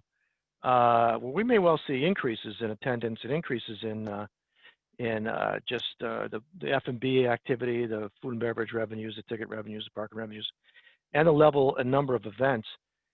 In part because we've suppressed both the supply and the demand side through COVID. We know agents are out there trying to book events because they need money, and the performers need money, and the sport leagues need the money, and you can't sell sponsorships and naming rights and advertising if you don't get people in these buildings. So I'm not as convinced of technology. I mean, I cannot watch the Major League Baseball playoffs.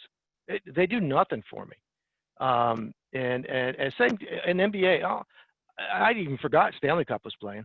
And without that reinforcement to be there, to see and smell and play with the crowd, I don't think the technology is going to change that business. I think people are going to want to get back in there and hang out with their buddies and enjoy their favorite team. So on the entertainment side, notwithstanding the residential side where we've concentrated, but on the entertainment side, with the 4 buildings we're running, we're most curious where the convention center is going to head as far as the uniqueness of Zooms and video conferencing. But we're probably a little bit more bullish on the stadiums and arenas than we probably should be at the moment. So I'm not sure where all sorts out. I think it's going to be a real mixed bag, to go to Garrett's point. So. Thank you, Mike. I think a big issue is the restaurants, and all of you have restaurant dining concentrations. Many long time, others new. Restaurants have a hard time anyway. There's such a fatality rate normally. What can be done, do you think, to help keep these restaurants that have a legitimate business to be able to stay open? What can really be done? I've heard that different towns have done incentives for people to use their local restaurants, and then they get certain gift cards or that type of thing. Is that really addressing the issue as much as some kind of fundamental assistance? David, I would like to give that. Yeah, and I'll try and tie it into some of the earlier questions too, because I think, you're right. We've toyed with all that stuff, whether it's incentives or different programs with, with benefits to get people to come out. And, really it is all kind of working around the edges if you don't fundamentally have the concentration of population, throughout the day to underpin those establishments. And, we've been very lucky so far here in Stamford. We've got about 95 restaurants downtown. The only closure that we've had is the Cheesecake Factory in the mall. And we have 8 or 9 restaurants under construction right now. Now, I don't expect we're going to be 10% net positive, when we emerge from winter. but maybe we'll be close to net neutral. But what's really killing them is the lack of lunchtime traffic, right? With offices still, at 20% or occupancy or so, there's just not the demand, and they can only do so much on dinners, particularly when it's focused on the weekends and you're weather dependent with people still having greater demand for outdoor. So I think, it's about intensification. It's about creating the critical mass. It's about creating, a destination. And when I think about, your earlier questions too about economic development and about the technology, there are some things that the technology can work for and others that it never will. I think for a single panel like this, a concise sort of afternoon thing, it works. A multi-day conference with dozens of panels where the value is really in the interaction in between, it'll never replicate that. And when I think about the tools for economic development, we were already seeing trends over the last decade and a half, Richard Florida, creative class, the companies following individuals, Garrett's comments about talent, we need to be attractive places to live and to hang out and be that third place.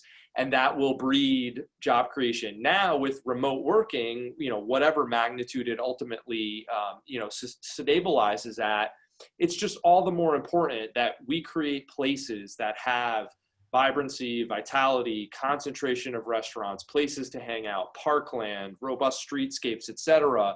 And we need to get out of that dependence on office workers in the day buying lunch, office workers, after work at cocktail hour, residents in the evening for dinner, and create more of sort of that whole community that hopefully gets to that critical mass that it can sustain these establishments. Because right now, they're not going to get there alone through a handful of coupons or the raffles for gift cards. It's just not going to be the volume that they need. Maybe you should ship thousands of patio heaters to everybody. So we've actually been doing something like that, trying to figure out what folks need, whether it's aggregating tents. We've had a couple restaurants share tents and, try and coordinate that so that we use the critical mass to try and gain access to the tools to help them through the winter. But it's going to be tough. I lived in Montreal for 3 years, right?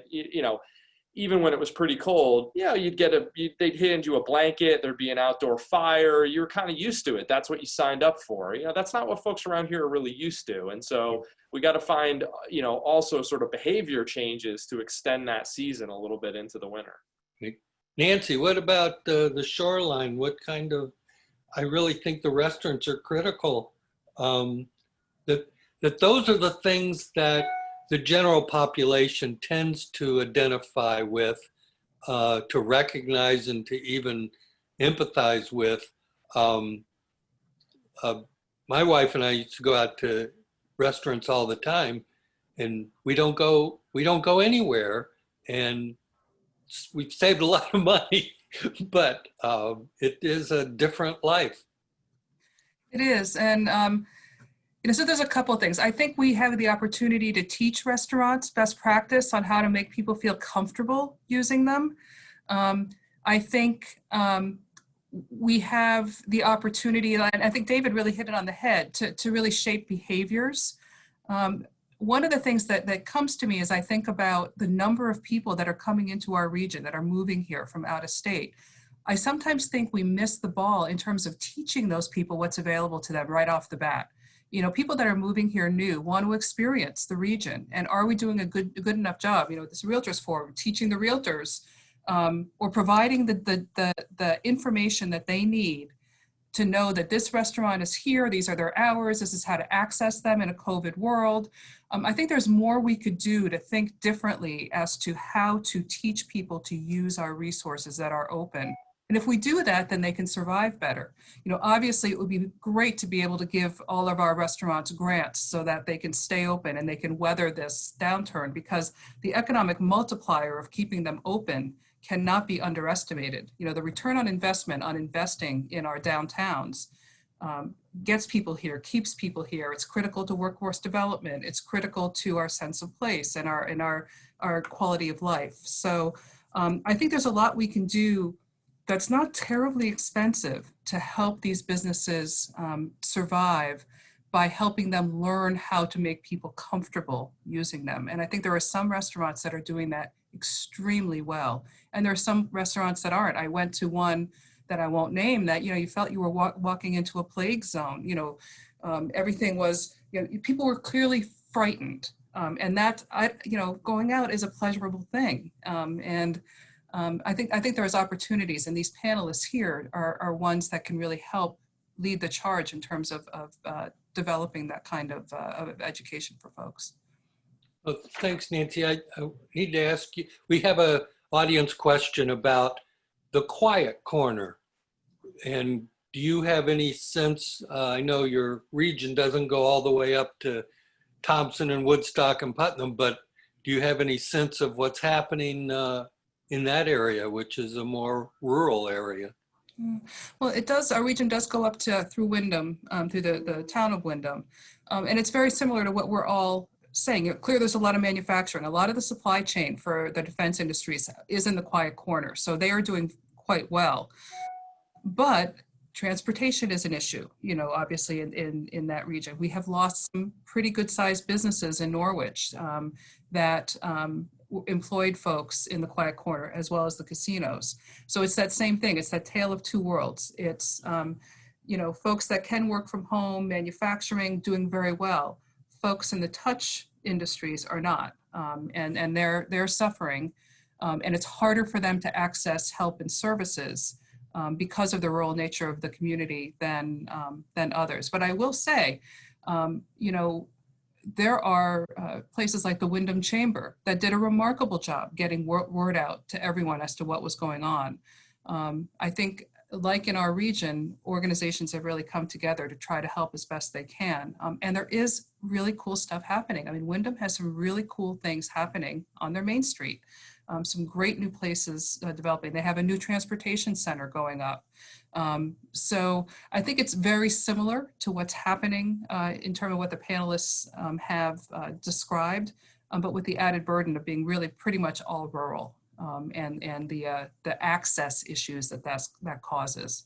So one of the things we talked about technology earlier is if we can make these distant platforms, these remote platforms, a little bit more innovative and interesting. I think we're all zoomed out. So these kinds of things that are really interesting and really provide information and are really helpful, if we can figure out how to deliver more of that to more vulnerable populations, I think that would be great. Yeah, good.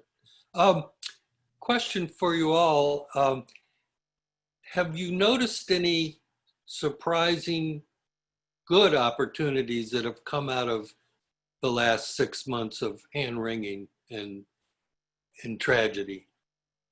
Is there anything that in economic development, other than Zoom's stock market price? Liquor stores. Yeah, breweries are doing really well. Breweries in our area have figured out how to pivot. I'm getting sick of that word, but I'll use it all the time. How to deliver, how to do curbside services, how to expand their service lines. We have one brewery in Norwich that pre-COVID figured out they weren't going to open their own kitchen. They were going to let all the local restaurants deliver there. So, there's some really cool stuff like that happening. And certainly I mentioned earlier, agriculture, aquaculture is really figuring out how to serve the local demand for cooking at home and for cooking with things that are procured locally. So those were some real bright spots that we were excited to see. No, that's good to hear. Dave, I would say too, I think it's the innovation of business. I'm just always struck by so many of our businesses, what they've just done to find a different way to sell their product, to meet customers where they are. And I'm just constantly amazed by that. I would say even in New Haven, one of the things that I forgot to mention before is just the apartments in New Haven continue to get leased up. And we actually have at least 3 new apartment projects that are in the works right now, including the Coliseum site that we hope can get approved soon.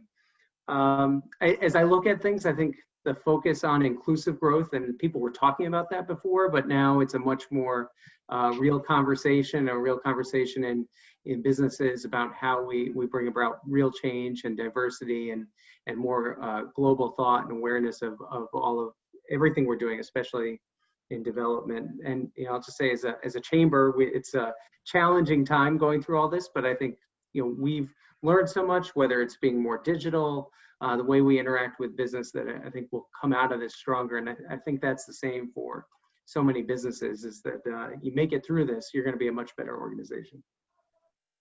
We also have we have at least a few examples. I can think of, I think, 4 off the top of my head of these New York transplants having started small businesses in the downtown or in the South End, and it's really interesting because they're either they were either unemployed due to COVID and had been thinking about doing something, and this was sort of the impetus for it, or they had something sort of on the back burner that was not that wasn't feasible because of the cost of starting up a business in a place like New York City, and they found a lower barrier to entry here.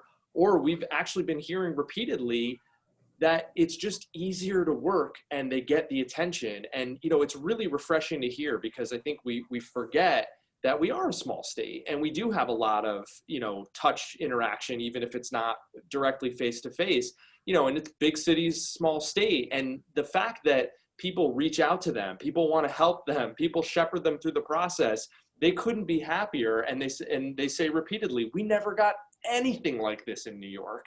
And so, I do think that there's this influx of people that may have had ideas and are the next round of entrepreneurs, but didn't have the environment within which they could implement, and we can provide that for them. I agree, David. One of the things, I'm sorry, just real quick, one of the things that we've noticed is a couple of startups that we're working with that are taking advantage of the shared work program. So their hours have been reduced to part-time. Unemployment helps shore up their financial position. So they're taking the risk to start their own businesses because their primary income is fairly stable with those 2 programs. So yeah, we've got a couple under development that they would never have taken the risk without that, without both the stress of COVID and some income stability to help them take that leap. Do you think that the state strategy to focus on urban areas as a, quote, recruitment opportunity is going to be more successful with entrepreneurs than it is with traditional corporate relocations? Anybody? Let me add, I was involved many years. Connecticut has preyed on New York City forever. During the 70s, when New York was told to drop dead, Connecticut used its lack of an income tax to go swipe every corporate headquarters they could, and they did it. But then after 9/11, and everyone thought everybody was going to leave New York and Connecticut tried to capitalize on that and didn't really happen. Now we're maybe using the pandemic as a reason to entice people to come out of New York or Boston. And I just wonder if you think that's legitimate, if that's a strategy that'll work. To some degree, I think we were approaching an unsustainable situation even before the pandemic, where with a hyper concentration, at least down in this area, of economic growth in the core of New York City. And the numbers are staggering, and I may get it slightly wrong off the top of my head, but I think it was about 85% of the net job growth from 2000 to 2018 was in the boroughs of Manhattan and Brooklyn, in the entire metropolitan region. And that just can't be sustained. And, we've worked for generations to try and get a more polycentric, multi-nodal pattern implemented with regional centers like Stamford and White Plains and Newark and Nassau Hub, playing complementary roles. And I think we do have probably not a unique moment, but another bite at the apple, to maybe be a little bit too on the nose, to start to equalize that a little bit more. we can't jeopardize the role of New York City as the global gateway, or else the whole region suffers. But a very modest amount, a couple percent of the office relocation out to the northern suburbs in Westchester, New Haven, and Fairfield County would put us at full occupancy and would push rates up and would spur some new construction and wouldn't really appreciably impact, Manhattan's office sector in any meaningful way. So I do think there's I wouldn't say it's, it's as extreme as, pilfering or cannibalizing, but just maybe a rebalancing. And a little bit of a tempering of the overheated nature that Manhattan and Brooklyn were unfortunately achieving over the last couple decades. I like that approach, David, rebalancing. I think that's a very calm substitute. Anybody else Dave, on that I topic at was all? worried too when you start talking, if a business is making that decision that they're out of New York, that their world of opportunities is probably larger than just Connecticut, New Jersey. They're probably now at this point, they've broken that cap and they're looking at everything. But I agree with David. I think there are those opportunities where, especially if we can create that commuter pattern, maybe it's an additional office that's in Connecticut that supports, some modified different type of style of work. Garrett, you used to work for economic development in Alabama, was it? That's right, yep. How do you think the Sun Belt's approach to stealing businesses from the North is going to change?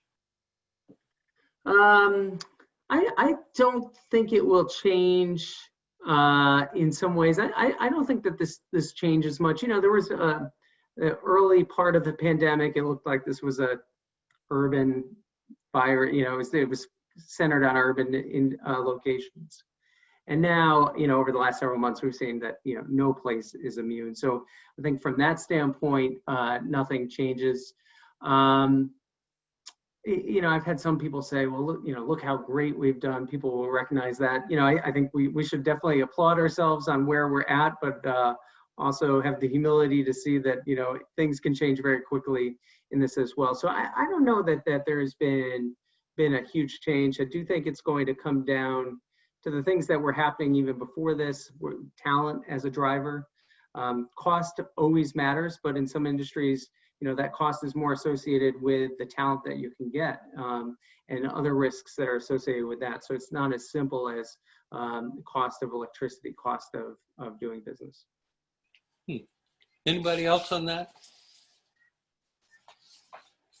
Have any of you been advocating to the state to do certain things to help improve the situation that still need to be done? Are there any ideas that would help in incentives or stimulus? We do advocate for grant funding. There's a lot of lending opportunities out there, but I know in our region, we're really concerned that businesses right now have, potentially received a lot of deferrals, whether it's rent, electricity, personally on loans or commercial loans or whatever it may be, and that's all going to come due. So we're very concerned about that shock of everything coming due. We really do think that grants for businesses that are viable, that can survive, are a way to help them survive and a way to retain the vibrancy where it is in our region. And we think the multiplier of that type of an effort, the return on investment to the state, I think would really, really be worth looking at that type of a proposal. Mike, anything you've been advocating that you're waiting to happen? Yeah, but I'm not going to give up my secrets. We're definitely banging on the door as many places as we can. Our concern as far as our investment strategy here is we still have a pretty good pot of money to invest in residential development, and as the deals come along, in fact, we got 2 that just broke ground in the last couple of weeks. They were put together before COVID. They originated before COVID. We finally got them packaged and on the street, and we'll still be making those investments. And we've got a pretty good bucket to go to help sustain that. the great anxiety I have at this hour is on the hotel business. It's so critical to the other side of our ledger. And a lot of I'm reading the industry forecasts, and they're forecasting to 23, 24 before the hotel industry can get back to 2019 levels. These hotels are running single-digit occupancies. There is no math in the business right now, and we have to figure out a way to sort of get them to the trough. In our case, we got 2 buildings literally tied to our larger facilities. I got a Marriott attached to a convention center that I shut down. So obviously the Marriott's hurting. So too over the XL, I have a Hilton. Shut the XL and the Hilton goes to hell. Those are public investments and huge public efforts to get them going. And we need to come up with a mechanism to trough them through between now and 23 or 24, whenever this cycle kind of comes back. And I think it's recapturable as well. I think all these buildings were running probably ahead of the curve to where we were actually starting to talk about developing additional buildings. So there was a demand peak out there that we were starting to hit that I think is still out there if we can somehow get to this COVID window. But I'm fearful we're going to lose too much while we wait. And so that industry in particular, and it may be if they get their act together in Washington and let us have a second bite at PPP, which restricts everybody. You only get one shot at it. If we can get a second bite at PPP, or if they can get the Main Street program off the ground at the Fed, or if they come up with a tourism package, those may help us get through this. But other than that, I'm literally banging on every door I can find around here to kind of help us trough through on the hotel niche. And that's the one that's got me most anxious at this hour. So. Fully agree on the PPP. We really need that for a lot of different businesses and sectors. And also, I think that we have to, as a state, just keep up our investments on what our plan was. People hear me talk about Tweed, New Haven Airport all the time, and it's a classic Tweed story. We won at the U.S. Supreme Court, and then the airline industry fell apart. So, but it was going to take some years to get the airport up to have a longer runway. So now is not the time to kind of pull back and say, the airline industry's not doing well. That's a transportation asset that we should invest in, and the timing would actually work. Looking at some of the projections, we could have a longer runway coming right at the same time when the industry comes back. So I think that probably applies across the board in lots of different areas. I had one particular question, and Nancy, you had talked about arts and culture, and of course in Hartford and New Haven and Stamford and other places. With the convention centers and the bars and everything kind of limited, musicians aren't getting any work. There are, you think about Broadway, and live performance is been killed. And tours, musician tours, band tours, they're just, and when one happens, it's for the bad reason. But just wondered if you've encountered that kind of angst with musicians that need help. I think absolutely. There's no question about it. I mean, we were lucky in our region. We were able to pull off a concert series this summer using our baseball stadium.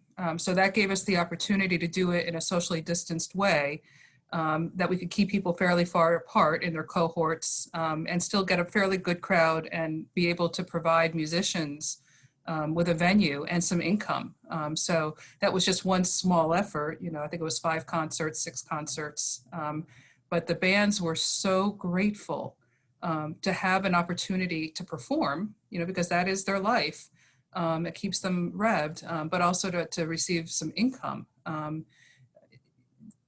lot of bands are trying to do the virtual thing, but it's just, as many of you said, in terms of sports and arts and culture, you've got to be there. You've got to feel the energy. I think we're going to try to do more of them, but again, it's an outdoor venue. We don't have a lot of season left to be able to do that. David, you get a thought on that?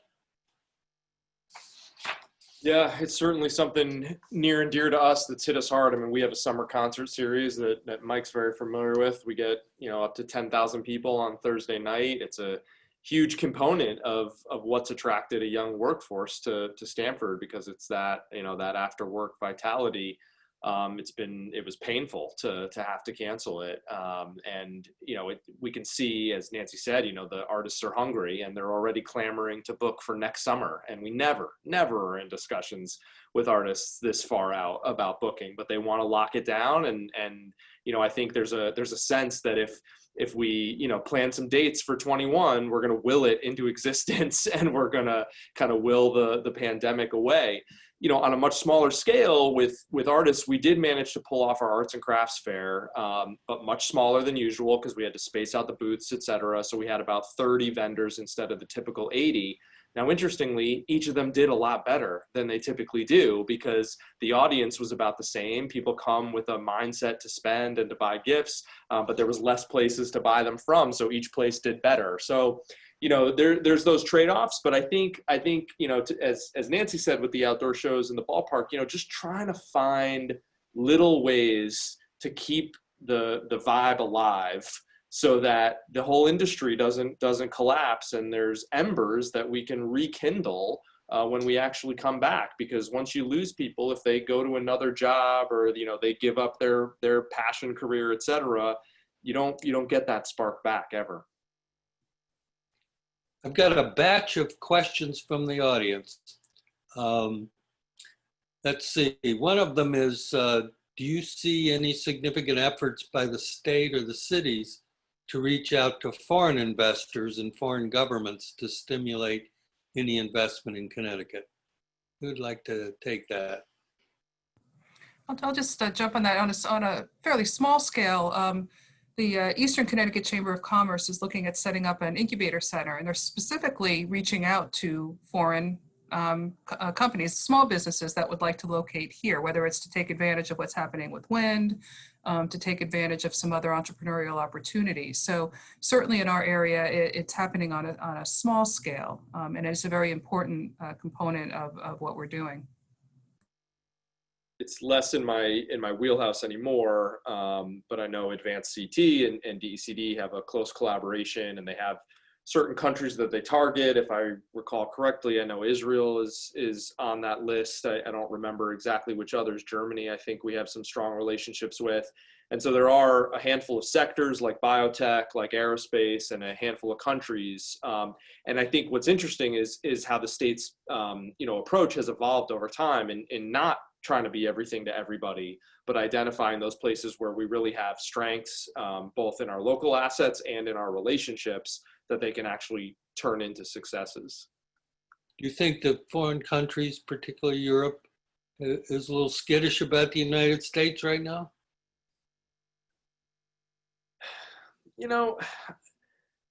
Yes, but it's so short-lived in the grand scheme of things. I mean, as we were talking about, Mike's talking about development and absorption, right? By the time any building gets open, by the time any space gets fitted out, we're through the worst of this. And I have to think that people are smart enough to look at the long term and understand the short nature of these disruptions, be they health or political. What do you think, Garrett? Yeah, I think I'm just constantly, everything you think it changes on you, just in the nature of this virus. So I don't think there can be any hard set opinions there. I mean, I know there's been some flare-ups. I don't know the extent of them in Europe, but it's just every time you think you've kind of pigeonholed what it is and what the issues are, it takes another turn on us. So everything's up for debate. Speaking of, an attendee wants to know if you see tax increases coming in the state because of what COVID has done. Historical context would make me think that there may be, but we've actually been just doing a bunch of election forums And one of the questions we ask every candidate, or most of the candidates, has been, what they plan to do in the legislature next year with a projected $2 billion deficit. I'd say the most popular answer, I'm just giving you the raw here, is that they've pointed towards the rainy day fund. I haven't had anyone tell me. Now they probably know their audience. We're on with a group of business people, but it has not moved towards taxes at all. I would not say that takes it out of play, but that's what we've been told so far. Anybody else have a crystal ball? No crystal ball, but I know CBIA has put out their Rebuilding Connecticut platform that a lot of candidates have signed off on, and it talks a lot about taxpayer return on investment. So, doing things smarter, and I know that the governor has, I think, hired a consulting firm to look at state government as a whole and trying to become more efficient and utilize private resources as much as possible, which I know David would know very well as during his tenure as DECD, that there was really a hyper focus on leveraging private dollars and leveraging federal dollars and not having the state having to pay for everything. So I'm hopeful that some of these thoughts around efficiency and return on investment will help mitigate, because it's not just the state, it's federal. I mean, we need stimulus, but all of that costs money, and it's going to have to come from somewhere. So I think there was a lot of energy around trying to mitigate that damage. Well, panel, lady and gentlemen, it looks like we've concluded the day with questions from the audience and a really informative presentation about a whole lot of issues that I think will benefit the some hundred people that are listening to this. And I want to thank you very much for taking the time to do this and for convincing me how Zooming can probably take the place of going to a real estate conference and having drinks afterwards. Sure about that. This has been a true pleasure. Thanks for having me. Thanks, Dave. And thanks to all your panelists. Great discussion, very informative and really wonderful to hear all the different perspectives. I think the comments about the availability of talent in Connecticut and the amazing creativity of the business community, those really ring true to me. We see that in our business all the time. And I think the comment about, or the discussion about the importance of the travel industry, the travel industry, we talked about hotels, we talked about restaurants. When you start talking about aerospace manufacturers, of which Connecticut has many, it's just such a connected business to Connecticut's economy, the travel industry. So I think the sooner that starts to come back, the better in many ways for the state of Connecticut. It reminds me, listening to this, that reminds me of the comment, the nearer the dawn, the darker the light. And that's sort of what this feels like sometimes. So anyway, thanks to everyone who participated. We're actually just a couple of minutes ahead of schedule. So I'm going to wait in case people are joining us for the 3:30 session. I'm just going to wait for a couple of minutes, and then we can start turning on the folks who are going to be on the next session. As a matter of fact, I'll go ahead and do that right now. So I see Gary Avigny has joined us, and Tim McNamara is here.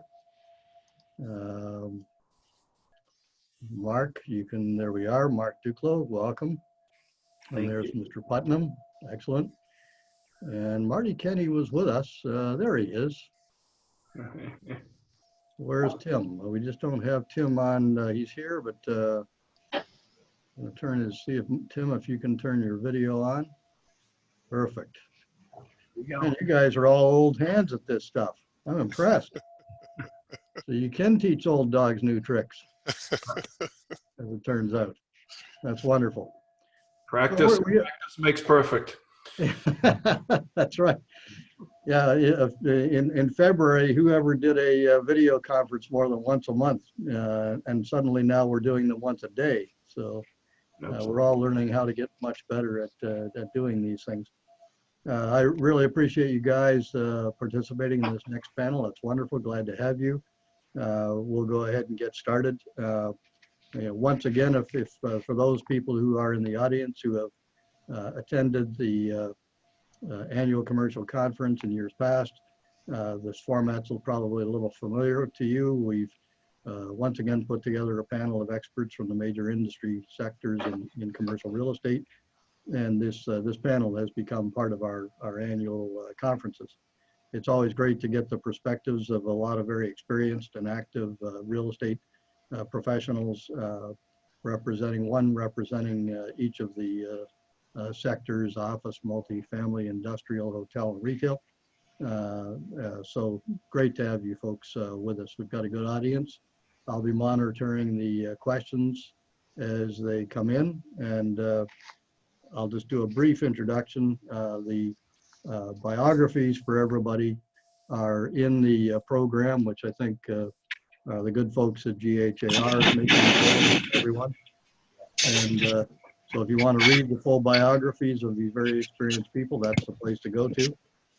But just kind of running down the list here, and everybody's name is on the panel here, but representing the industrial sector, we have Mark Duclos, Managing Director from Century Commercial.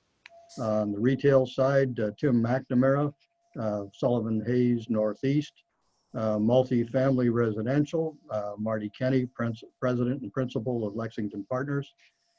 From the office sector, John Putnam, Executive Director at Cushman & Wakefield. And the hotel segment, Gary Avigny, who is the Director, Pinnacle Advisory Group. And without making Gary feel badly, I think everybody in this discussion sort of feels that the hotel sector is taking it the worst of anybody. So you have our sympathies, Gary. So let me move into the first question, and then we'll kind of do a little bit of free-form discussion after that. I'll sort of lead the questions a little bit. But the first question is, what's been the immediate impact of COVID-19 on your industry sector to date? You know, I don't want to turn this session into exclusively a COVID-19 discussion that I think would send us all home depressed. And but you know, in every crisis, there's opportunity, as they say. And I think we're seeing some activity in a lot of sectors. So again, the question is, what's been the immediate impact of COVID-19 on your industry to date? And if I can, I'm going to pick on Mark Duclos to lead off this. And the areas I'd like to explore, just to get you guys thinking about, are sort of what's the activity level you're seeing, both on the sales and leasing side. Occupancy levels, are they moving up, moving down? Rents, again, moving up, rents and pricing, I guess, moving up or down. And lastly, maybe any comments you might have about financing. So anything in that arena, feel free. And as I said, Mark, if you can lead off on what's going on in industrial. Absolutely. Yeah. Thank you, Mike. Thanks for having me. It's always fun to do this panel, and great group here. So the one thing you do when you do these panels, you learn a lot yourself. So I'm looking forward to the conversation. As many of you know, I'm in the industrial food group. That's a food group that probably 6 or 7 years ago was at the bottom of the food chain. That has quickly moved up the food chain over the last few years and officially got the top of the food chain at the beginning of the COVID crisis. So what used to be an industrial broker who was like, okay, that's great. Now it's like, hey, what do you got going on? So I guess that describes the market, because the industrial food group out of all the markets is probably the one that has survived the best.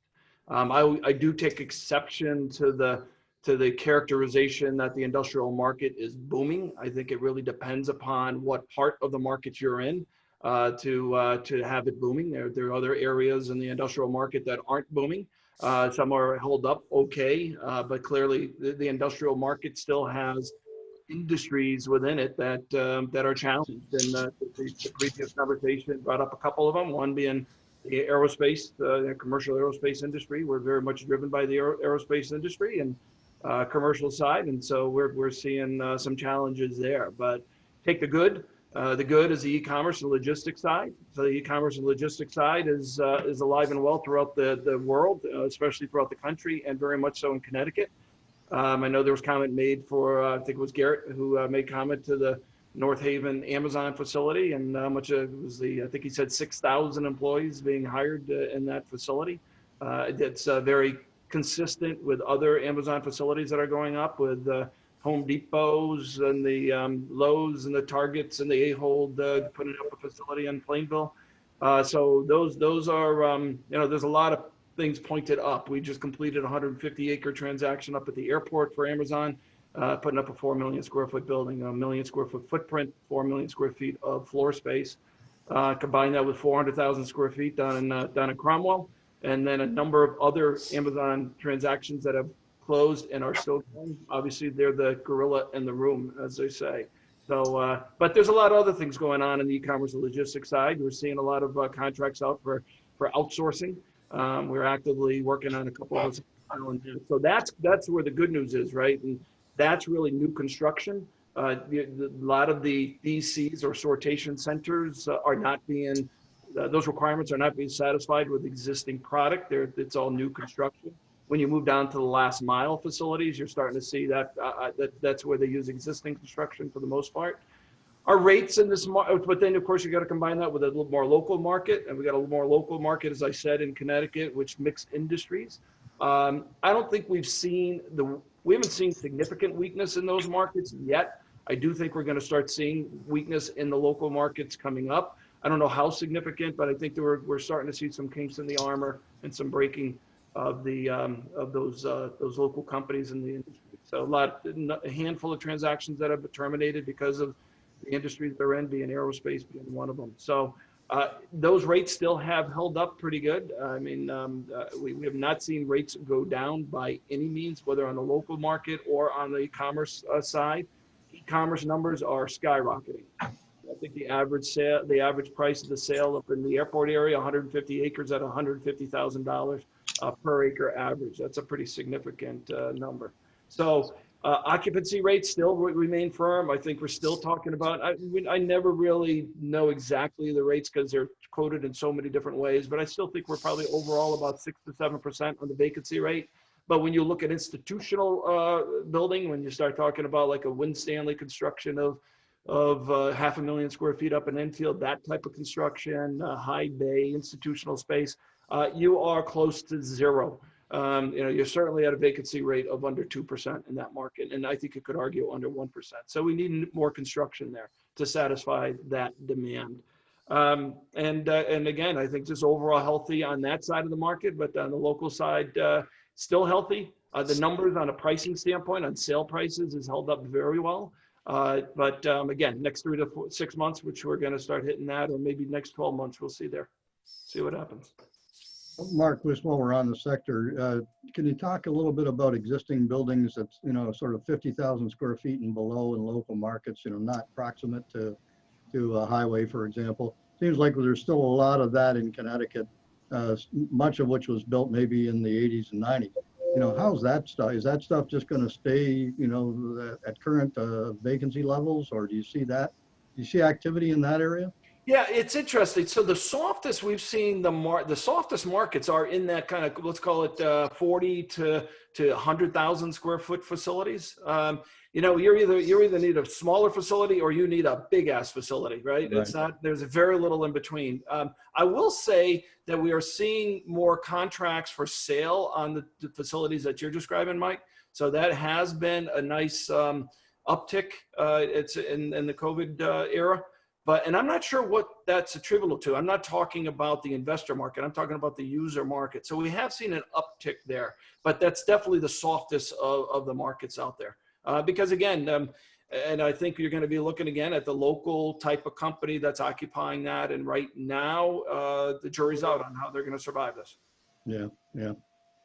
All right, well, we'll come back to a couple of these questions. I'm going to move to Gary and talk a little bit about the hotel sector. I tough sector right now. I'm reminded of Thoreau's comment that if misery loves company, misery has company enough. And, I talked to a bunch of hotel guys in the last few days about some things we're working on. And, boy, they're not great calls. But so, Gary, just talk a little bit about the impact of COVID-19. I think we all have a good sense of, just how devastating it's been for the overall travel industry. But maybe talk a little bit about you're very integrated into this and have been for many years. So yes, I have. Well, thanks, Mike, and it's really great to be with everyone. Mike Freemuth really hit the nail on the head when he was talking about it earlier. This has been a devastating event and year for the hotel industry. And it's not limited to different parts of the country or even to our country itself. This is international in nature. There's been just this dramatic fall off of occupancy virtually everywhere. And our industry lives by a primary metric called RevPAR, revenue per available room.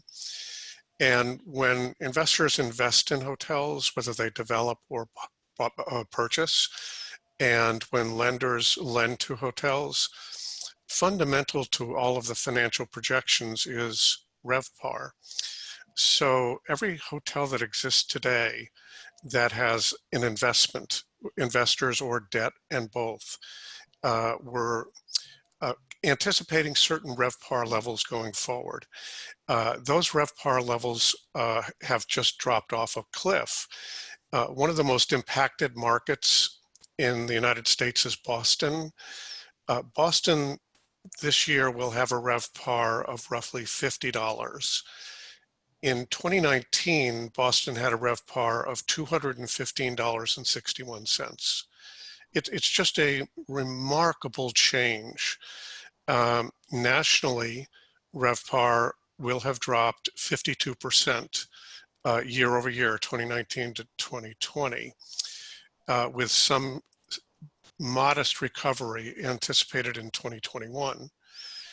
Mike is quite correct. I know he works with some hotel experts, Mike Freemuth, and he's quite correct broadly and generally. The industry expects to return to 2019 RevPAR levels 2023 to 2025. It's all going to be market by market. Our business, most fundamentally, our business is about accommodating people who are traveling and away from home. And our business is about people who want to gather together. None of that is happening. It's just not happening, and it's not going to for a while. So the concerns there have to do with how do people pay their debt service? And we, Pinnacle Advisory Group, have shifted some of our work most recently, and we expect more of a shift to working with lenders and borrowers on workout plans. Grace periods are expiring, or if they get an extension, it won't be for multiple years. So there have to be workout plans. CMBS loans are less forgiving generally than balance sheet lenders. Balance sheet lenders are relationship driven. CMBS loans are guided by pooling services agreements, so there isn't as much flexibility. So there's concern about foreclosure in our industry. So we're working a lot with lenders and borrowers right now, and we think that's going to continue. So those are sort of some general comments now, Mike. I mean, if there's anything else particular you want to talk about, but those would be sort of my general perspectives right now. There's a lot of lost value, and the challenge is going to be getting that value back, and what has to happen in order for that value to return. Good.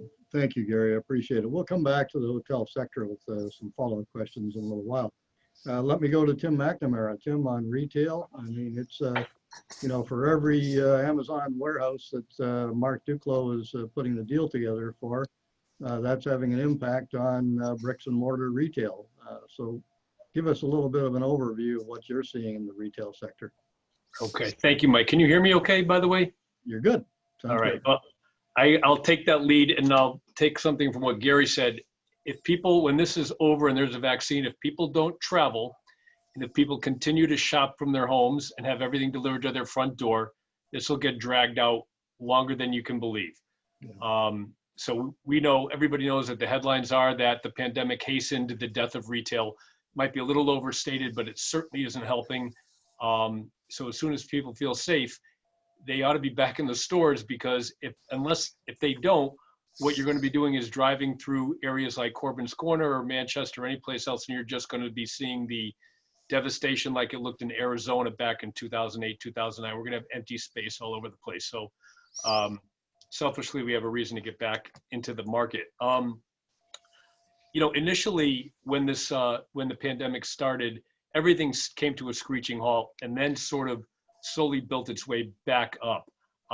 In the beginning of this, I was doing a lot of workouts and a lot of deferrals and trying to get rent relief for a lot of my retailers. And eventually, you know, it became kind of an existential situation. You had landlords that, as long as there was a conversation going on and a relationship was struck, people were open to coming up with a solution. But you had other companies, Old Navy, for what, a Gap, you had certain retailers that just said, screw them, let them chase me. And they didn't get relief, and they're winding up in courts. They probably figured whatever the court decides, if they have to pay cents on the dollar, they're still doing better off. But it was really more of a, it was actually kind of sad to know how many people just said, screw it, I'm not going to have the conversation. I'm just going to go on this myself. And we're going to start to see some of the fallout from that. I had another note. Oh yeah, back in the 80s, a lot of us on the call can remember back in the late 80s, early 90s, back in the early 2000s, 2009, the people who had the vision and knew something wouldn't last forever are the guys who went out and bought property, bought retail real estate. Well, a lot of us said, geez, who the heck is crazy enough to do that? It is never going to turn around. And those people are poking their heads around right now. There was a restaurant group out of Boston that came down to look at something, the Corbin Collection, the third week of March. I didn't even want to go out to meet him because he was coming out and looking. I knew the guy wasn't going to be wearing a mask. We didn't even have any yet.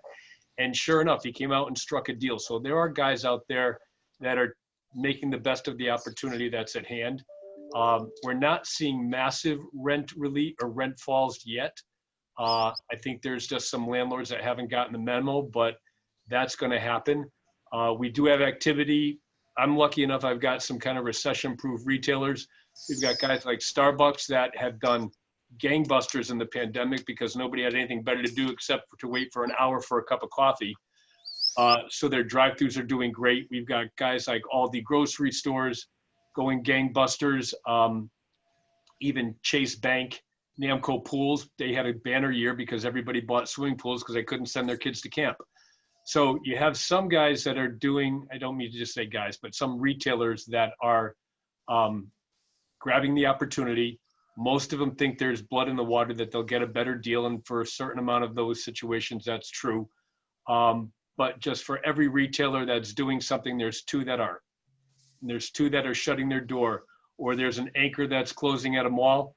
I remember when the rumor was out that Nordstrom might be closing at West Farms. Well, nobody realizes the cascade of that problem, because if you have a Nordstrom that closes and you have a Lord & Taylor that closes, you've got all those retailers that have co-tenancy clauses that allow them to close. So you'd go from West Farms Mall being the top 0.5% of all malls in the country to the bottom. So I think people have more power in their pocketbook than they know, but we all can't solve that problem. It's just kind of, together we probably could. I'm not saying everybody has to go out and spend $1,000, but support your local guys, support the national guys, get off of your couch once in a while. Yeah, you know, you're right about some of the growth areas. You know, if you watch what's happening in grocery stores, and the grocery stores are all reporting strong sales, and you've got Aldi and Lidl, you know, building new stores all over the country. The auto parts guys, the dollar store guys, you know, they seem to be blowing and going in terms of expansion. And of course, the home improvement stores, their sales have gone up. On the other side of the equation, the department store type merchandise, you know, the Macy's and the JCPenney's and the Gaps, and, you know, the apparel, jewelry, and footwear. I mean, they've been devastated by this. Talk, Tim, if you can. I know you do a lot of stuff on the restaurant side.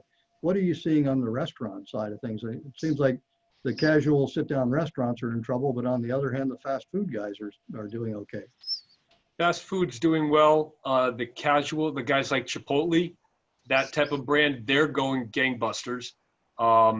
Because, you know, you can, if you've got teenagers at home, they're ordering from DoorDash, and those restaurant groups are happy to fill that need.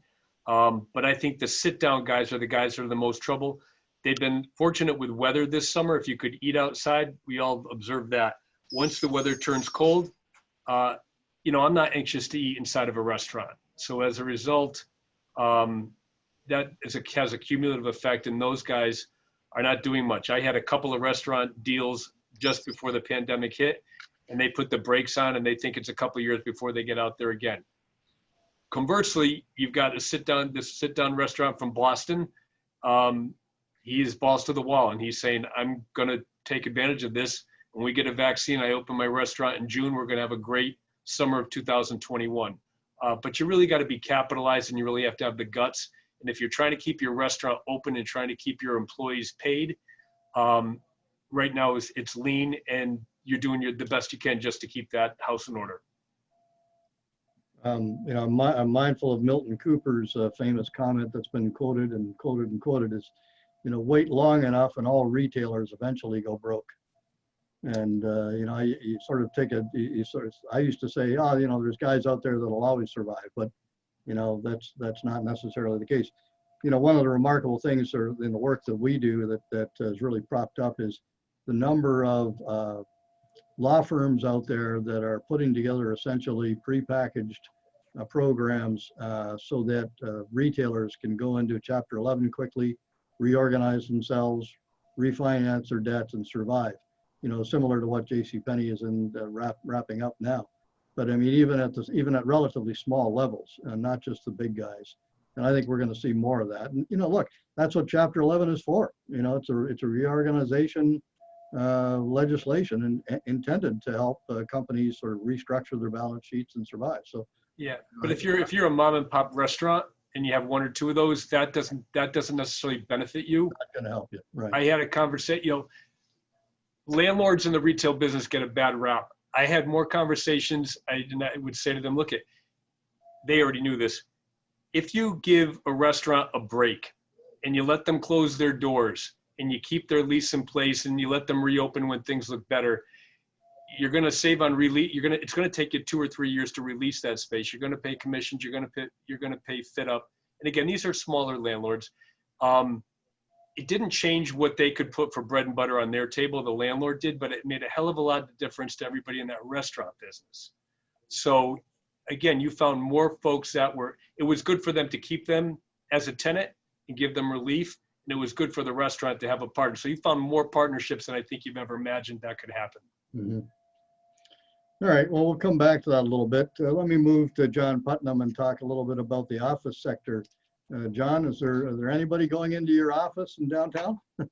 Well, it's a very, do I have to click on this? No, you're good. Okay. By the way, I should preface that by saying I'm sitting here in our office and I am the only person here today.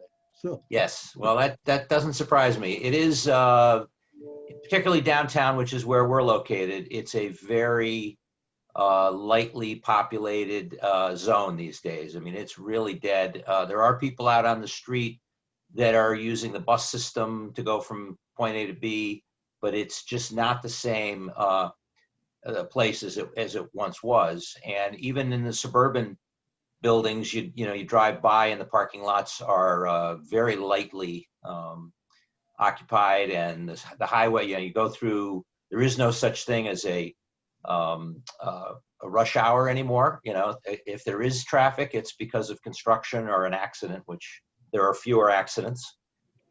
So it is really changed, and it happened so abruptly. And I think of most of the office operations are continuing. It's been very uneven who is hurt by this. Some people have benefited greatly from it, as some things have been mentioned, and others are completely out of business, or soon will be, because they can't hold on for as long as may be necessary. So that's what concerns me the most about the environment of downtown, the fabric of downtown and of all the downtowns, but I am particular to Hartford in this case. And even in the suburban towns, that local market is changed dramatically. And I hope that you know, we've all expected it to come back a little sooner than it has. And now I think over the summer, reality was setting in that it was going to take much longer than we had hoped. But, you know, we haven't yet seen in the statistics the full impact of this. It's going to take some time for the vacancy to show up. What I'm seeing so far is large corporate users or just large users in general haven't made any decisions. If they're up against an expiration, they may be making some limited decisions, but most are kicking the can and trying to do very short-term extensions. So they're not walking away from their lease at this point. There have been some smaller tenants that have adapted quickly to working from home, and several of those have recently said, well, we're not going to renew because it may be, you know, months, and we don't really know when we can go back and use the office the way it was intended.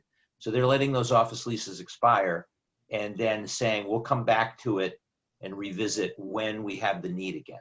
And then they're going to start, so they're probably either putting their furniture in storage or they're just, you know, getting rid of it.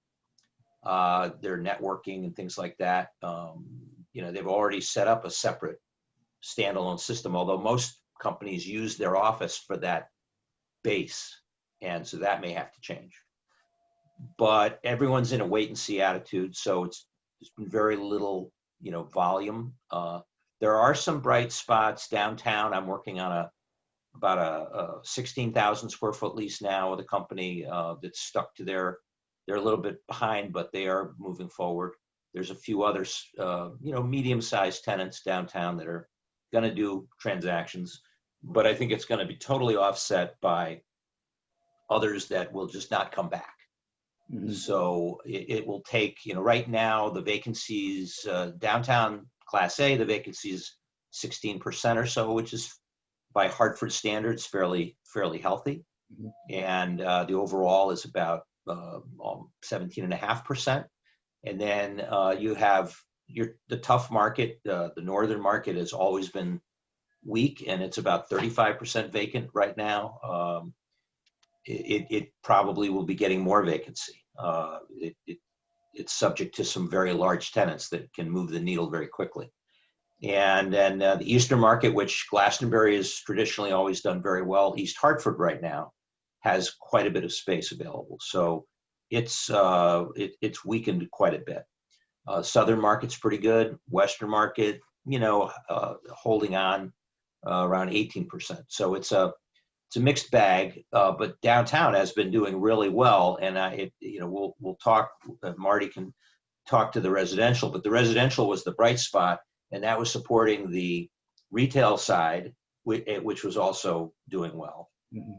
But the other people that are really impacted are the culture and the arts. So it's food, beverage, and then the theaters, the museums, just really devastated. And so if we don't start coming back in 21, some of those organizations are going to go through a complete, you know, bust and have to find a new way to reorganize and come back.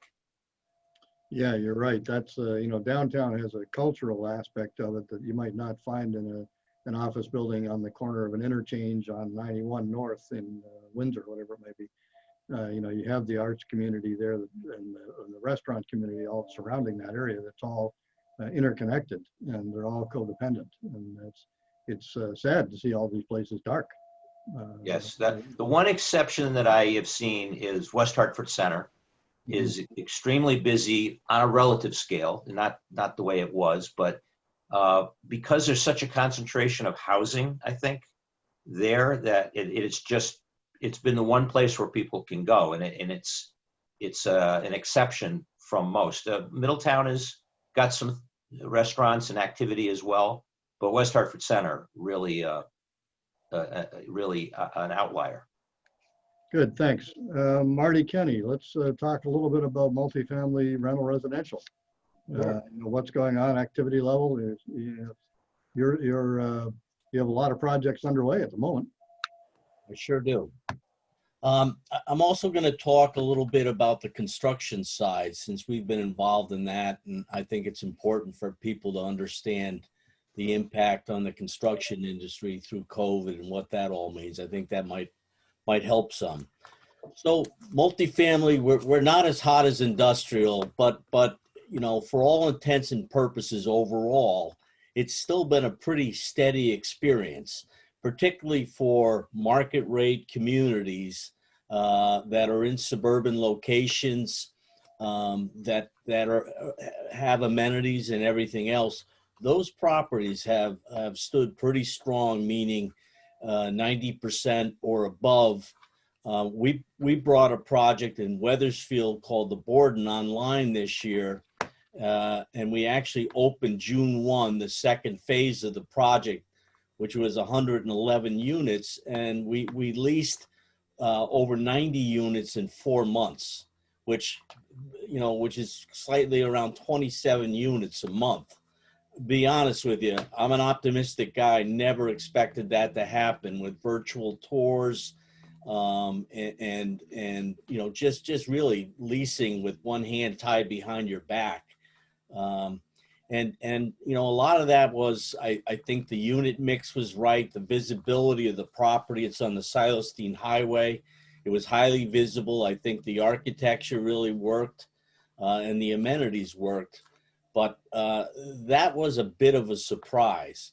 You know, downtown Hartford, as Mike Freemuth mentioned, there was a considerable decline. You know, usually most of downtown was over 90%, and it dipped into the low 80s. And as Mike mentioned, some certain properties were even lower, and that's starting to come back.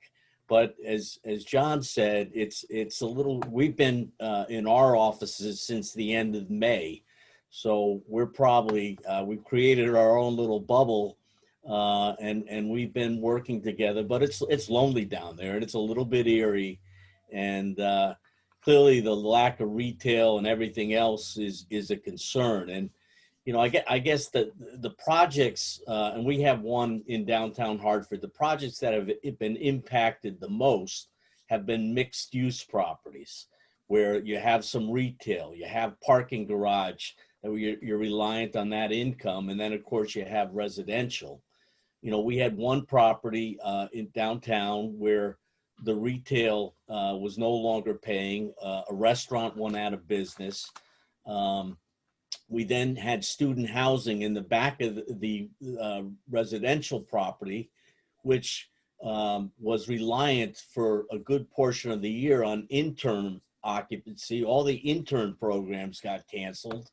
And then it was student housing in the meantime. And as Mike mentioned, everybody got on a plane in March. There was a lot of foreign students that were occupying that space and left. So it was a bit of a perfect storm. So, you know, usually a mixed use property is a great thing. Over in Glastonbury, we have a great restaurant over there called the Beam House. And we, as a landlord, we had to work very closely with them, forgive the rent for several months so that they could get back on their feet. But some pretty cool things happened there too. The Beam House became so good with social media, so good with promoting specials and everything else, curbside deliveries. And finally, they went and they started doing delivery with Uber Eats and some of the other things. And what they realized, that what they were shocked about, was the residents that lived in our immediate community started frequenting the restaurant more because they were delivering up the driveway several hundred feet away. So that's something you really can't predict. You know, people that have struggled a little bit more on the multifamily housing side have been communities that are workforce housing, B, C grade stock. A lot of the people that were hit by COVID had an impact there.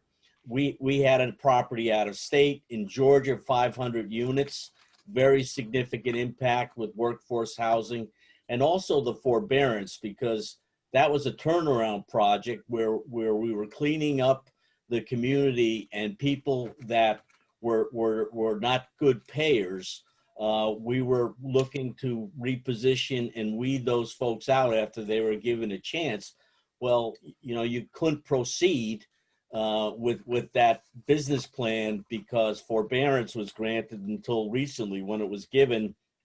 And now there's a significant backlog in the court system. So that's really, from a pandemic standpoint, that's been the hit. I mean, obviously, from a construction standpoint, finishing off a apartment property when you have small units, you can't really, in COVID, you couldn't have any more than 2 workers in a unit.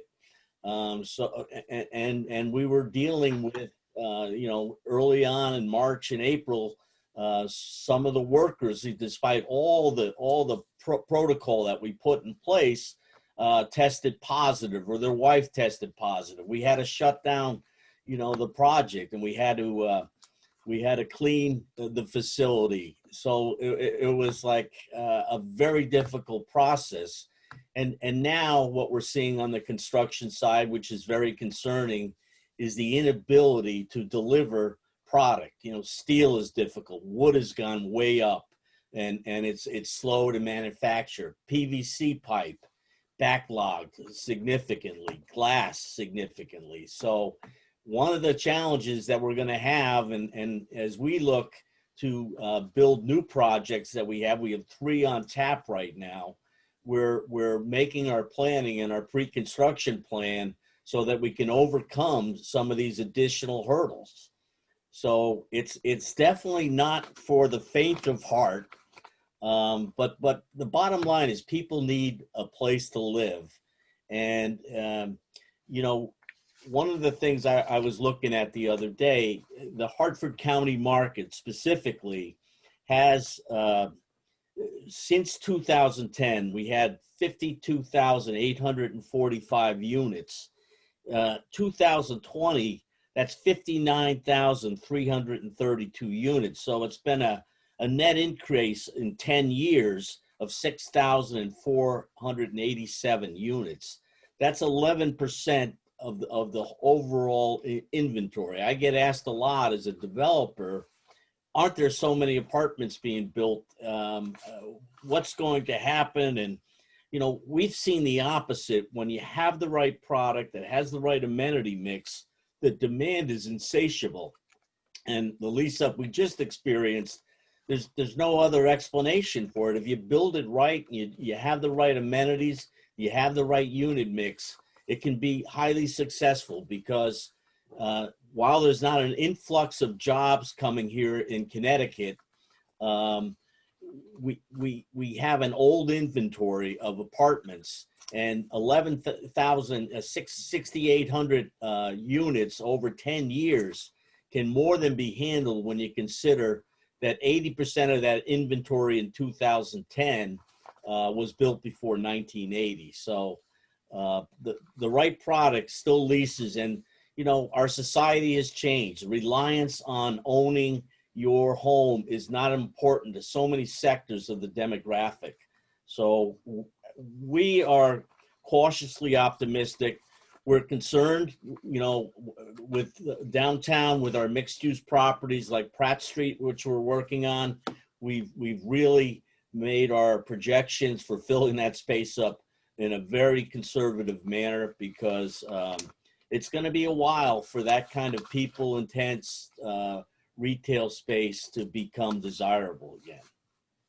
Thanks, Marty. That's a great overview. And you're right about the modern product versus the product built in the 1980s. We see that in a lot of markets that we study around the country. And there's no question that the B and C properties built in the 70s and 80s, I mean, they're the ones that have the highest vulnerability. And the modern product with a lot of amenities really tends to hit the ground running in virtually all the markets that we're looking at. Let's talk a little bit about recovery.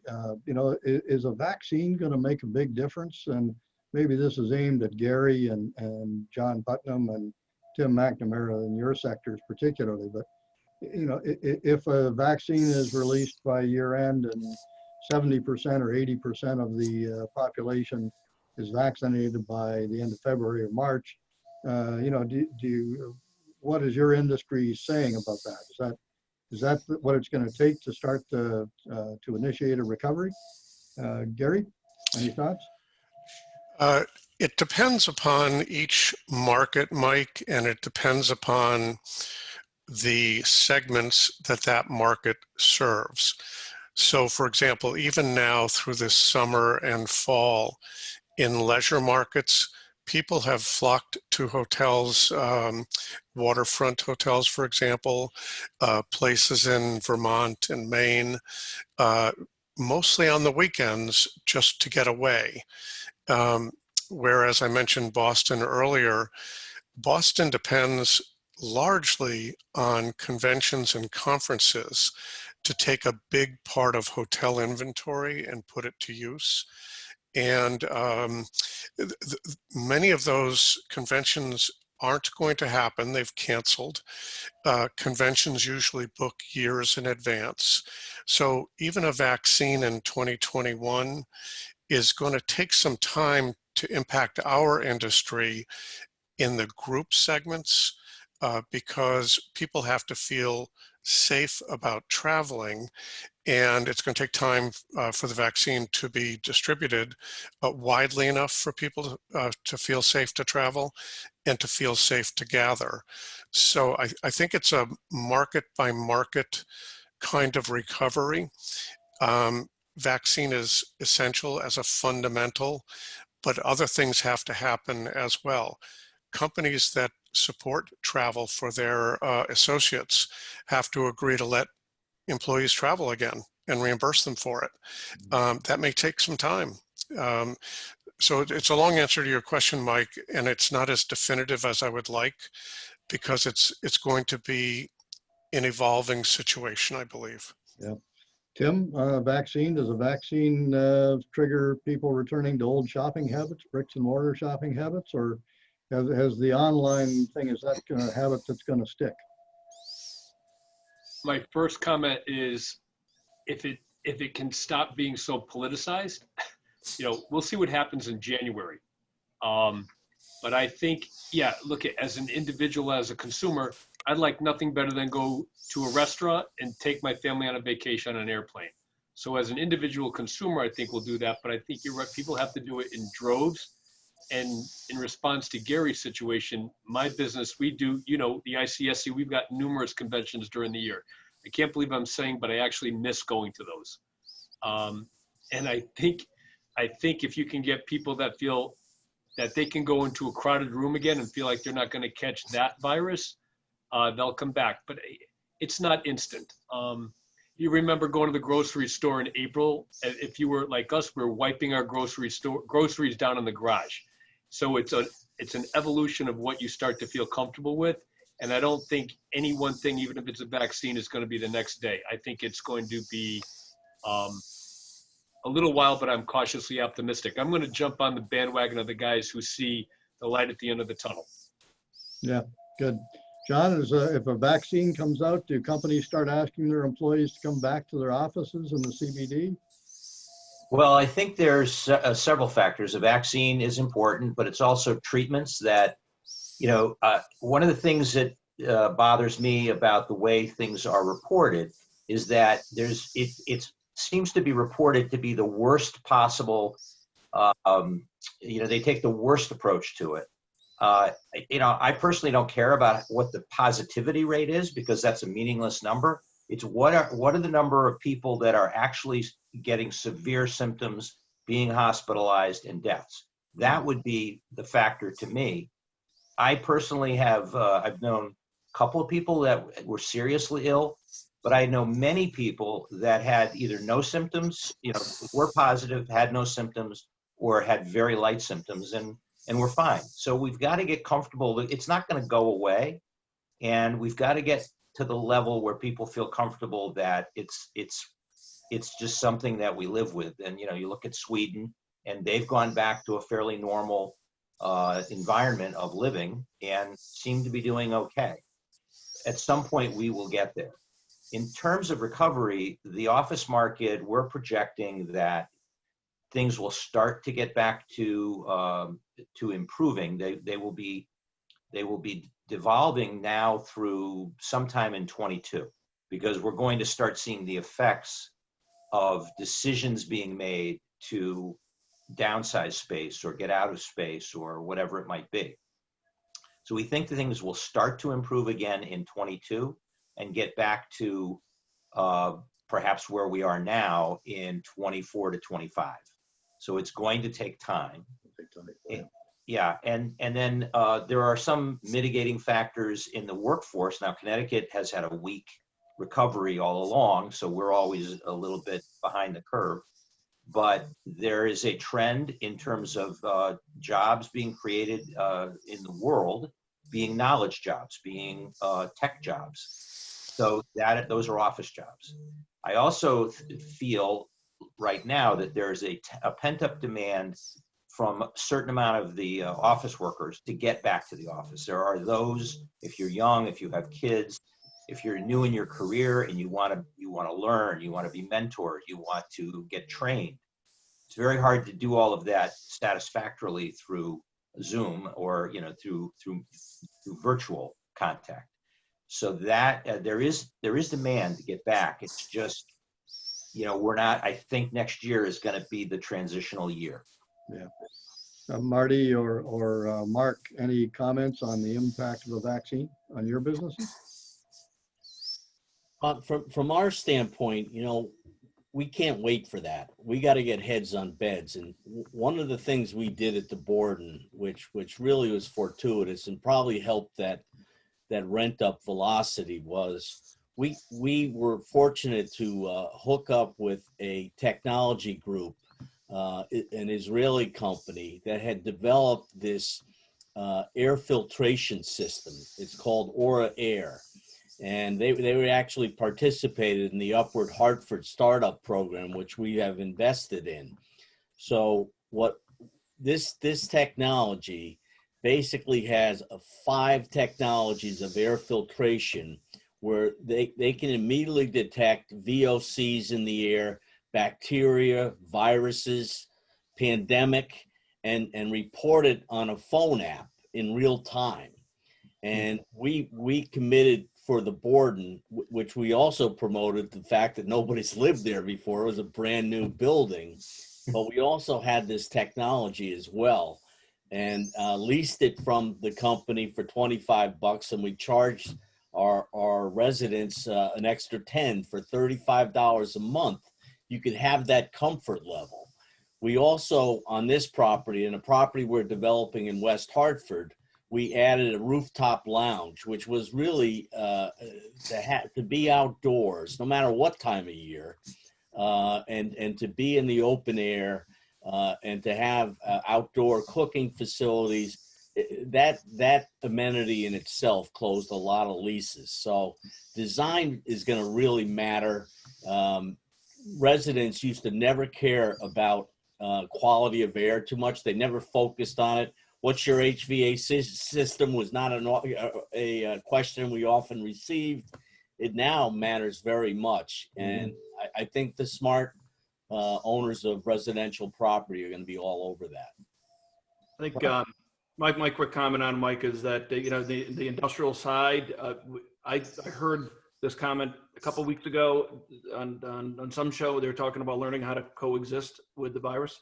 And I think that's been mentioned here. They haven't used the word coexist, but I think the industrial world, because they were essential businesses for the significant part of the industrial world, is learned how to coexist with the virus. So rather than worry about that, rather than focus on getting a vaccine, they're focused on learning how to coexist with it. So have the right protocols, have the right systems in place to work with the virus and know what they need to do when there's contamination or there's incidents. So it's an interesting process, and we're seeing that roll out a little bit on the office side. I think you're starting to see people get back to the office a little bit, and they need to understand how to coexist with the virus. And we're seeing it in the schooling system, right? They're either going to go whole hybrid or they're going to bring people on. It's this whole idea of how do you coexist with the virus, and then what are your best practices and protocols? Right. So Marty made a good comment that sort of a segue into one of my questions, which is building design and operations. So, across the different sectors that you guys are all involved in, what do you see happening in terms of building design and operations, and how are they going to change? Marty mentioned the new air filtration system.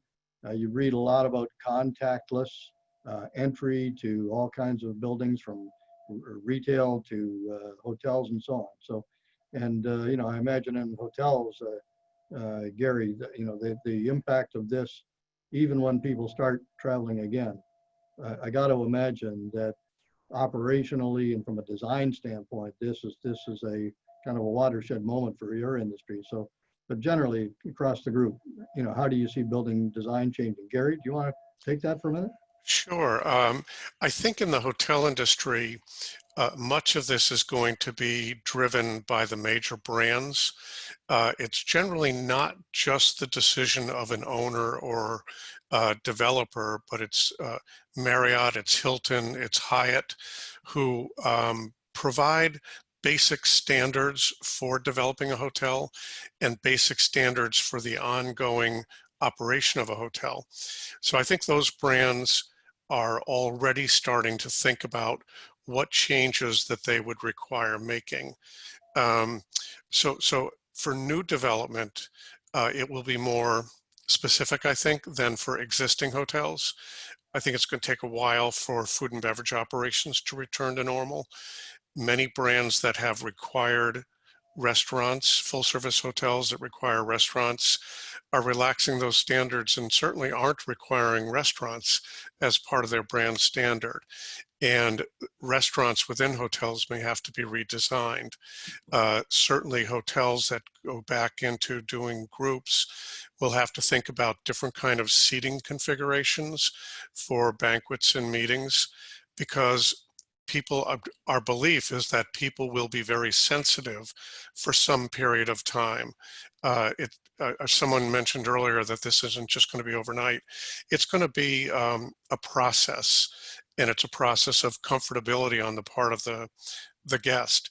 In our case, even though we might be able to adapt internally in a hotel to coexisting with the virus, what we do isn't as important as what our guest decides.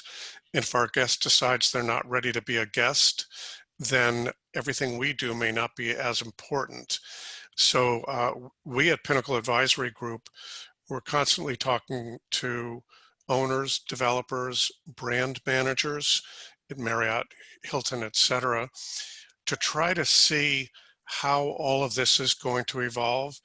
And everybody's thinking about it and everybody's working on it.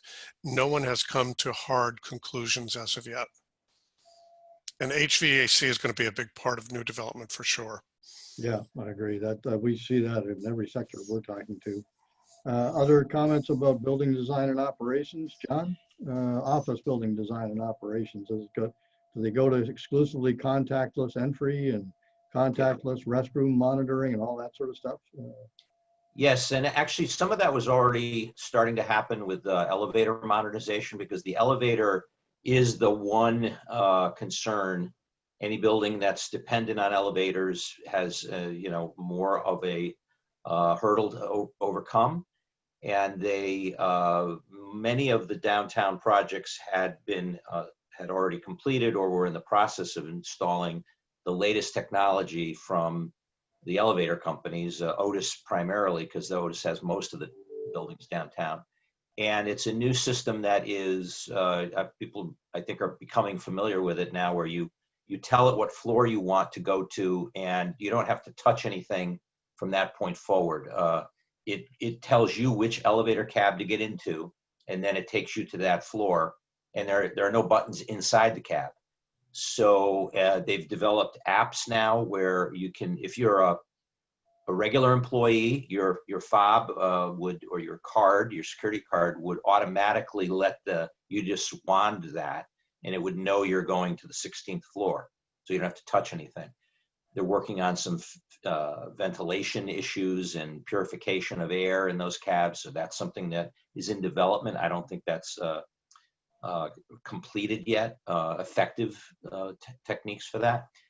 But there are now, we're used to the handicap doors where you press a button. Most of those are becoming just, you just wand your hand. So they're motion censored now. There's going to be more of that door technology. I'm seeing little devices that go on door handles so that you can grab it with an elbow and actually move it down and pull. It's not as big of an issue when there's a push bar or something like that. So lots of things of that nature. And then within offices, all of the companies have their own procedures for. Cushman & Wakefield called it the 6-foot office, where everyone, is spaced. And if you're using the coffee machine, people are waiting. Obviously, there's procedures in place. Change your desk blotter. It's a disposable desk blotter. Wipes everywhere, things like that. Yeah. Tim, the retail world seems to be embracing technological change, in terms of what you read about, buying online and pick up in store. So you order online, but you still go to the bricks and mortar store to pick it up. It's just you may only be pulling up to the parking lot and somebody's coming out with your order, or you're simply going into the store to a pickup window, if you will. And of course, there's contactless stores that Amazon is rolling out, and I think we're going to see more of that. But what are you seeing in the operations and design side of retail and restaurants? Let's include restaurants in there. You're on mute. There we go. Can you hear me? Yep. What's that? John had mentioned it. I saw this in Europe where they have these, like the freezer refrigerator doors at a grocery store where you do it with your elbow. I haven't seen any in the United States, but leave it to Europe to get those in place and care about their customers first. REI is one of my clients. They are, their P&L is definitely affected because the labor cost, the shipping cost to bring the product to the store, and then the labor to take that out to the customer. It's an extra step that didn't exist before. So that's really affecting how profitable a store can be, because they've got that extra shipping cost and labor taken into account. I'm not so sure what other design can be done other than increasing the ventilation. You do hear talks about if there's a quick test that's reliable, even if it was like a litmus test where you stuck a swab in your tongue and you put it into a machine, and let's say it to wait a few minutes, and then you could go into the restaurant. I think that's what people are looking for, because otherwise, what are you going to do? Flash a card that says you're vaccinated? I think it's almost like like checking in your card to enter. If you could take a test, wait a couple minutes and go in.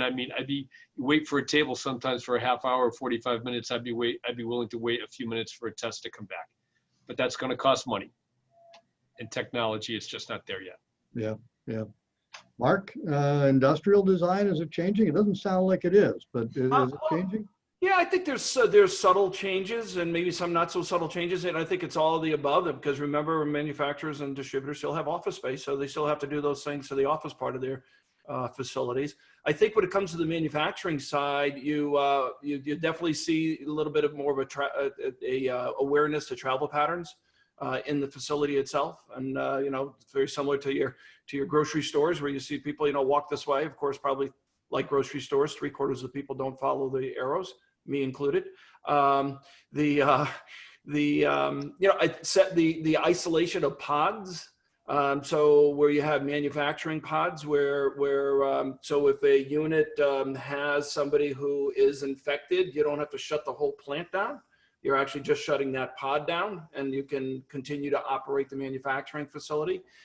You've got sometimes, not as many times, but a couple of shifts. So you might add a shift so that it creates more spacing within the plant. So things like that, we're seeing those things happening. So there's subtle changes, but when you go in, they're noticeable. And I think, again, it's just really trying to make sure that they're in systems where there is a person who gets COVID, that you then can isolate it and continue to manufacture. Yeah. We were on a call the other day with a client on the West Coast, and they were talking about technologically some of the options out there.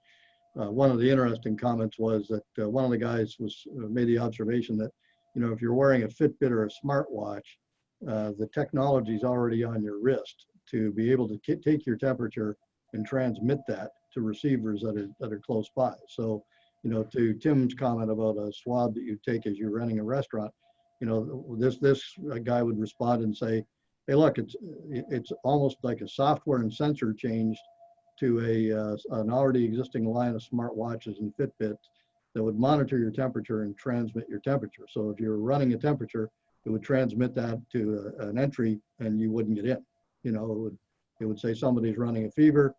We're not letting them into the store or restaurant or office or whatever it might be. So look, I think if there's opportunity in this crisis, it's going to be in those areas, whether it's disinfection, sanitization, HVAC, access, all kinds of things. There's just going to be enormous changes, technological changes come out of all this. Let's shift gears a little bit and talk. We all live in a world of agreements. One of the questions I get asked quite a bit is about, the so-called COVID clauses. Either COVID clauses in a lease, or I suppose you'd see them in, almost anything where real estate is being used. But are you guys seeing a lot of focus in your leases and maybe not so much in the sales agreements, but particularly in the leases about COVID clauses? Who wants to take a shot at that? Marty, are you building that in your apartments? Are you saying, gee, if you are a tenant in our apartment and you are tested positive for COVID, you have to tell us, or anything like that? No, we haven't gone there yet. We're reviewing provisions, though, that are being released by the national associations. Where it's really coming in is in construction contracts. So that delivery times, that's specific to force majeure. It's part of that provision. So that's become a very important part. We're walking a little softer with the residency because, we don't want to address it head on, quite frankly. Tim, you had a comment? Without exception, every single retailer has a new COVID clause or a force majeure clause that is going into new deals, and most of them are going back on existing stores leases and trying to get them incorporated into their existing leases, because there was nothing to address it when they were shut down for 3 months. And what is that clause saying? Is it saying that if the facility has shut down because of COVID, that they can stop paying rent, or what does it do? A lot of them do that and ask that rent be defeased or deferred until the end of the lease. Okay. Or if there's a decrease in sales volume, that their rent is decreased. A lot of guys will try to ask that never have to be, that forgiven rent never has to be addressed again. That's the toughest part about this, is having to ask for that. But most everybody figures you're adding it back onto the back end of the lease, or you're amortizing it once you're reopened.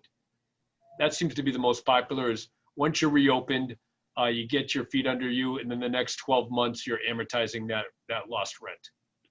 Yeah. John? Yes, similar types of clauses. The first that we were seeing dealt with the timing of construction and the interaction between the landlord's work and the tenant's work and coordination. And then it moved into areas of force majeure and tenants now they're just getting their arms around how they could get relief if they are prevented mainly by a government order to not go into offices. So that's where they're really looking for the relief, more so than just, we've decided to restrict the population in our space. Mm-hmm. So if there was a government order, then they get some kind of relief similar to what Tim said in terms of it gets amortized, it gets added to the back end. And usually there's additional, so if there's a few months of free rent or partial rent, the landlords that I've been working with have been trying to get not just a 1-for-1 ratio, but actually get more additional term for the, because it's really hard financially to, everyone has debt service and operating expenses. The buildings are still open. They're still paying taxes. And the good thing is the tenants have been very understanding of the landlord's situation and vice versa. So I've felt everybody is trying to work it out in a very cordial way and professional way. Mark, any comments on the clauses in industrial? Well, the clause in industrial, they're very similar. I guess the only comment I would make on that is the difference between asking and getting. It's great to ask for some of these clauses, but it doesn't mean that you're going to actually be able to get them, because to John's point, there's other people in that food chain, and so that's not necessarily successful. Force majeure is the easiest one. Interestingly, my role as SIOR president, I know Gary might comment on this, is I've learned more about force majeure clauses and hotel leases because of conferences. Yeah. We had to cancel the physical part of 2 conferences, and I can tell you we are negotiating contracts with hotels very differently. Yes. You're right about the lenders and being in the food chain. Nobody's saying, the lenders, I don't hear anybody asking lenders to defer debt service payments because the building got shut down. I haven't heard any lenders even suggesting that they would consider that. So, and how do you do that? The reality is, how do you do that? Gary, is the issue of COVID clauses one you guys are talking about in the hotel business? So I've talked with, there are maybe 5 or 6 attorneys who specialize in the hospitality industry, and I've talked with a number of them about this. We lease by the night, so it's a little bit different for hotels. Guests check in and they check out, and there's no lease agreement. There's a registration.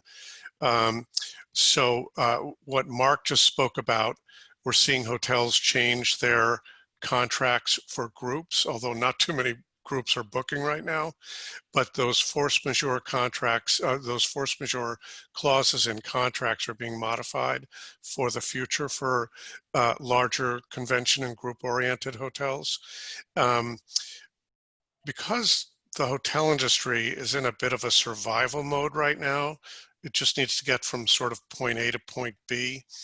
I think that we will see more discussion of this in the foreseeable future as it relates to management agreements between hotel operators and hotel owners, as it relates to development agreements between developers and the franchise brands.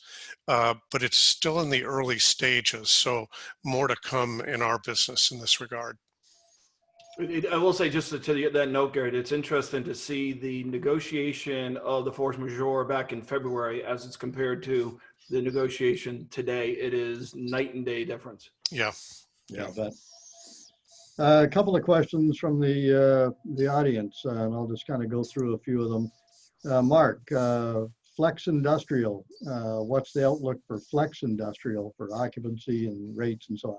Yeah, I saw that question. I don't know. I mean, I'm not sure really what we see around for flex industrial that hasn't already converted substantially to office in our market, right? I mean, that flex product there's not a lot of recent construction of flex product. And, when I think of something like Inwood in that area, and Farmington's got a few, I think it does, you are seeing, I could say nationally, flex product is one of kind of quasi-office groups that's actually increasing in pricing because of the single story component to it, and you don't have to hop in an elevator. So, the 1 or 2 story low rises, we are seeing pricing throughout the country rise. Okay, good. Tim, question for Tim. Retail tenants, which are the retail tenants who are the most viable going forward?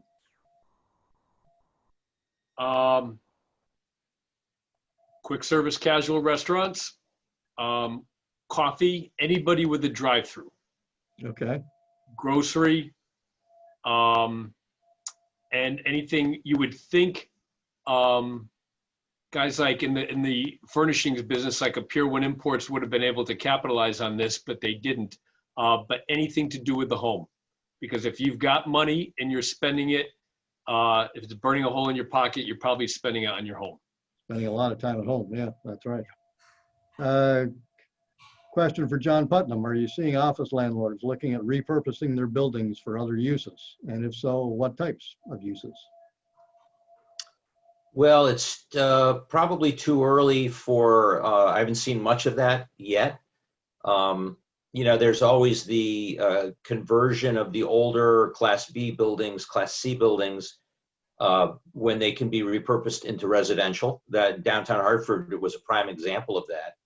A lot of the old, you know, you have the department store, the old Sage Allen became a apartment building, 777 Main Street, you know, many of those. So that is probably number one on the list if it's in an urban setting. Storage, self-storage, if it's really got the right bones for that, because of the residential, you know, growth in these downtown areas, there's been more need for storage. But I don't see a lot of that happening at the moment. Okay. Gary, question about boutique hotels. What's the future of boutique hotels in tourism locations in Connecticut? I think that boutique hotels will continue to do well, and that's a relative term, of course. But I think that they will do better than some of the larger full-service hotels because they're not dependent upon groups and meetings. They're really focused on the transient customer and most often the leisure transient customer. But they will have to demonstrate best practices and learn what those best practices are. And they can learn from their brand competitors. Marriott, Hilton, they have some really stringent policies that they've developed and their support policies for their franchisees as it relates to cleanliness and sanitation and interaction with guests. You know, we're in a touch business, but there's not much touching anymore. So I think the boutique hotels have to learn all those best practices and implement them and be able to communicate them. The brands are communicating on a brand platform basis. Boutique hotels are generally independent, so they have to make sure they communicate all those good things that they are doing to make sure that their guests are safe and can be as comfortable as they possibly can be. Good, thank you. Marty, I've got a comment for you. Actually, it looks like a lead here, so listen carefully. It says in Putnam, the loss of Cargill Falls Mill, an old mill that was converted over a 4-month period, rented over market value 75 units. And then they went on to say there's a desperate need for housing in the northeast corner. So there you go. You just you I hear. I don't turned know. the last hour and a half into a worthwhile exercise for you. But there is a question for you. Has the increased cost of lumber changed some of your projects in the pipeline? What is your outlook on lumber costs in the next 6 to 12 months? I think the cost of lumber, while it's gone up, I think it's still manageable, and obviously it still is a better option than the other structural systems like precast, like poured in place concrete, like steel. Really what it's about now is making sure you're signing up with a lumber provider contractor who is big enough that they can assure steady supply and delivery. Okay, good. Just a couple of questions to wrap up. We've got roughly 8 minutes left here in our session. So a couple of things. There is some anecdotal information, maybe is where it is. I don't think it's taken the form of a lot of data yet, but are the stories of people and companies moving to Connecticut to escape the major metros true for your industry? Are you seeing that? And if you see it, do you see that as a lasting trend? And who wants to start? Maybe Marty on the housing side, you might be the first person to see that kind of trend developing. Yes, we've certainly seen it, you know, and obviously a lot of this is anecdotal, but you know, last year United Van Lines said the outmigration, Connecticut was 3rd highest in the country. And they just released the report the other day, which said immigration is now, we're third highest in the country. So that's a very significant development. Places like, we own a community in Old Saybrook. We've had an influx of people who are coming from the New York state lines, and we've seen that. We see a lot of people that were working in places like Brooklyn or Boston, who have families in Connecticut who can work remotely, who are moving to gain more space. So clearly, that's not a myth. It's happening. To what degree remains to be seen. Anybody else have a comment on that? Are you seeing companies, John or Mark? Are you seeing companies looking to relocate from a major metro area to north central Connecticut, a suburban area largely? Yes. Well, it's not that we're seeing it. We're not seeing very much of it in the Hartford area. I have talked with my colleagues in the Stamford office, and there was initially a lot of tire kicking. There was a lot of looking at and doing surveys and a lot of early activity. Very little of that has translated into any leasing of more office space. That may come eventually, but it was sort of early, just testing the waters. There have been a number of smaller financial firms, investment side for the most part, high worth companies or individuals that could afford to take a small office in Greenwich and in the coastal towns of Fairfield County. So a little bit of an influx, but nothing big at this point. Sorry.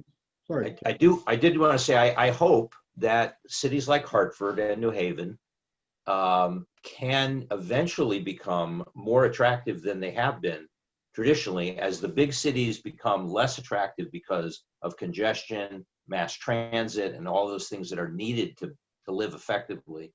Maybe it'll translate over time in benefiting small cities that don't have the traffic and are easier to navigate. Mark, any comments on that?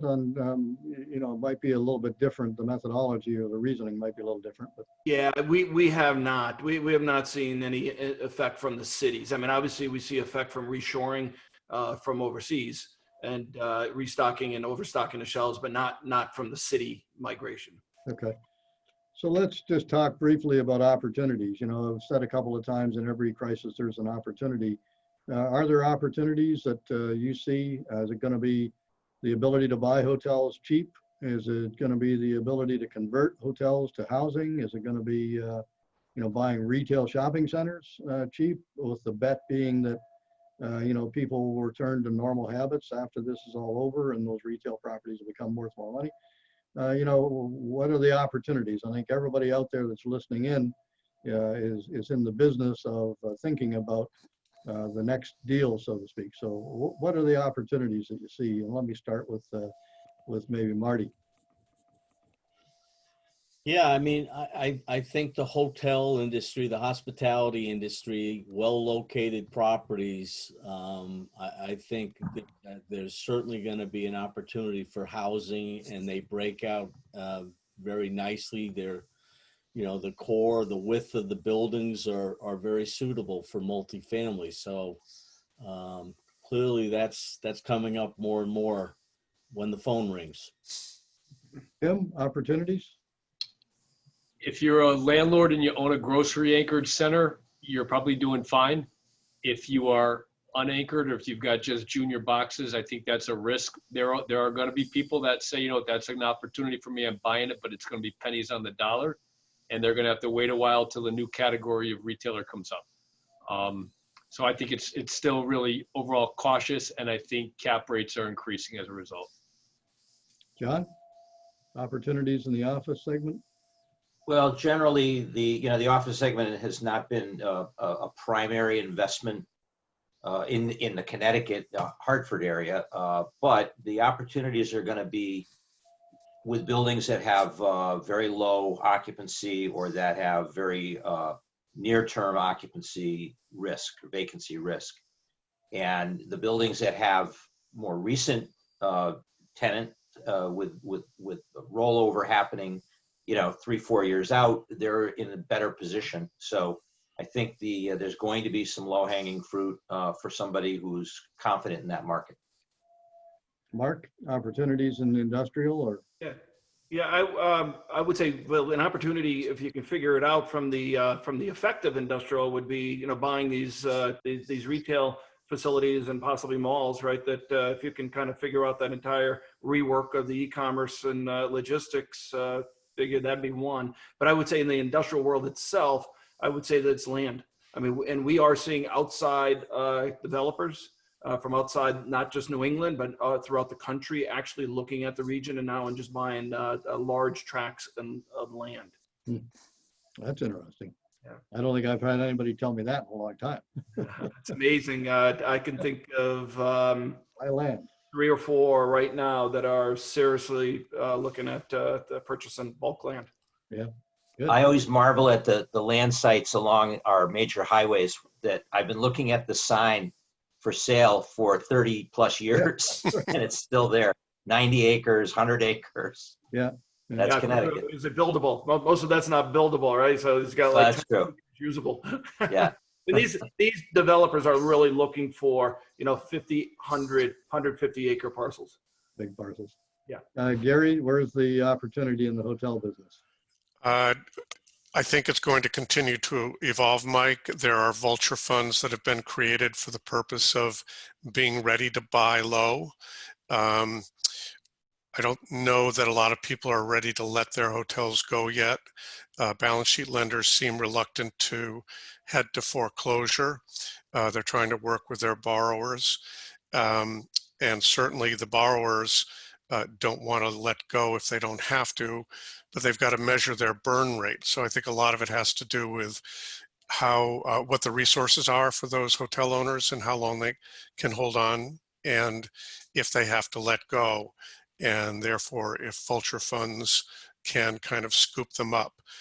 There is some discussion in the business, as Marty was talking about conversion to residential for extended stay hotels. That works really nice, especially older ones that can be renovated and modernized.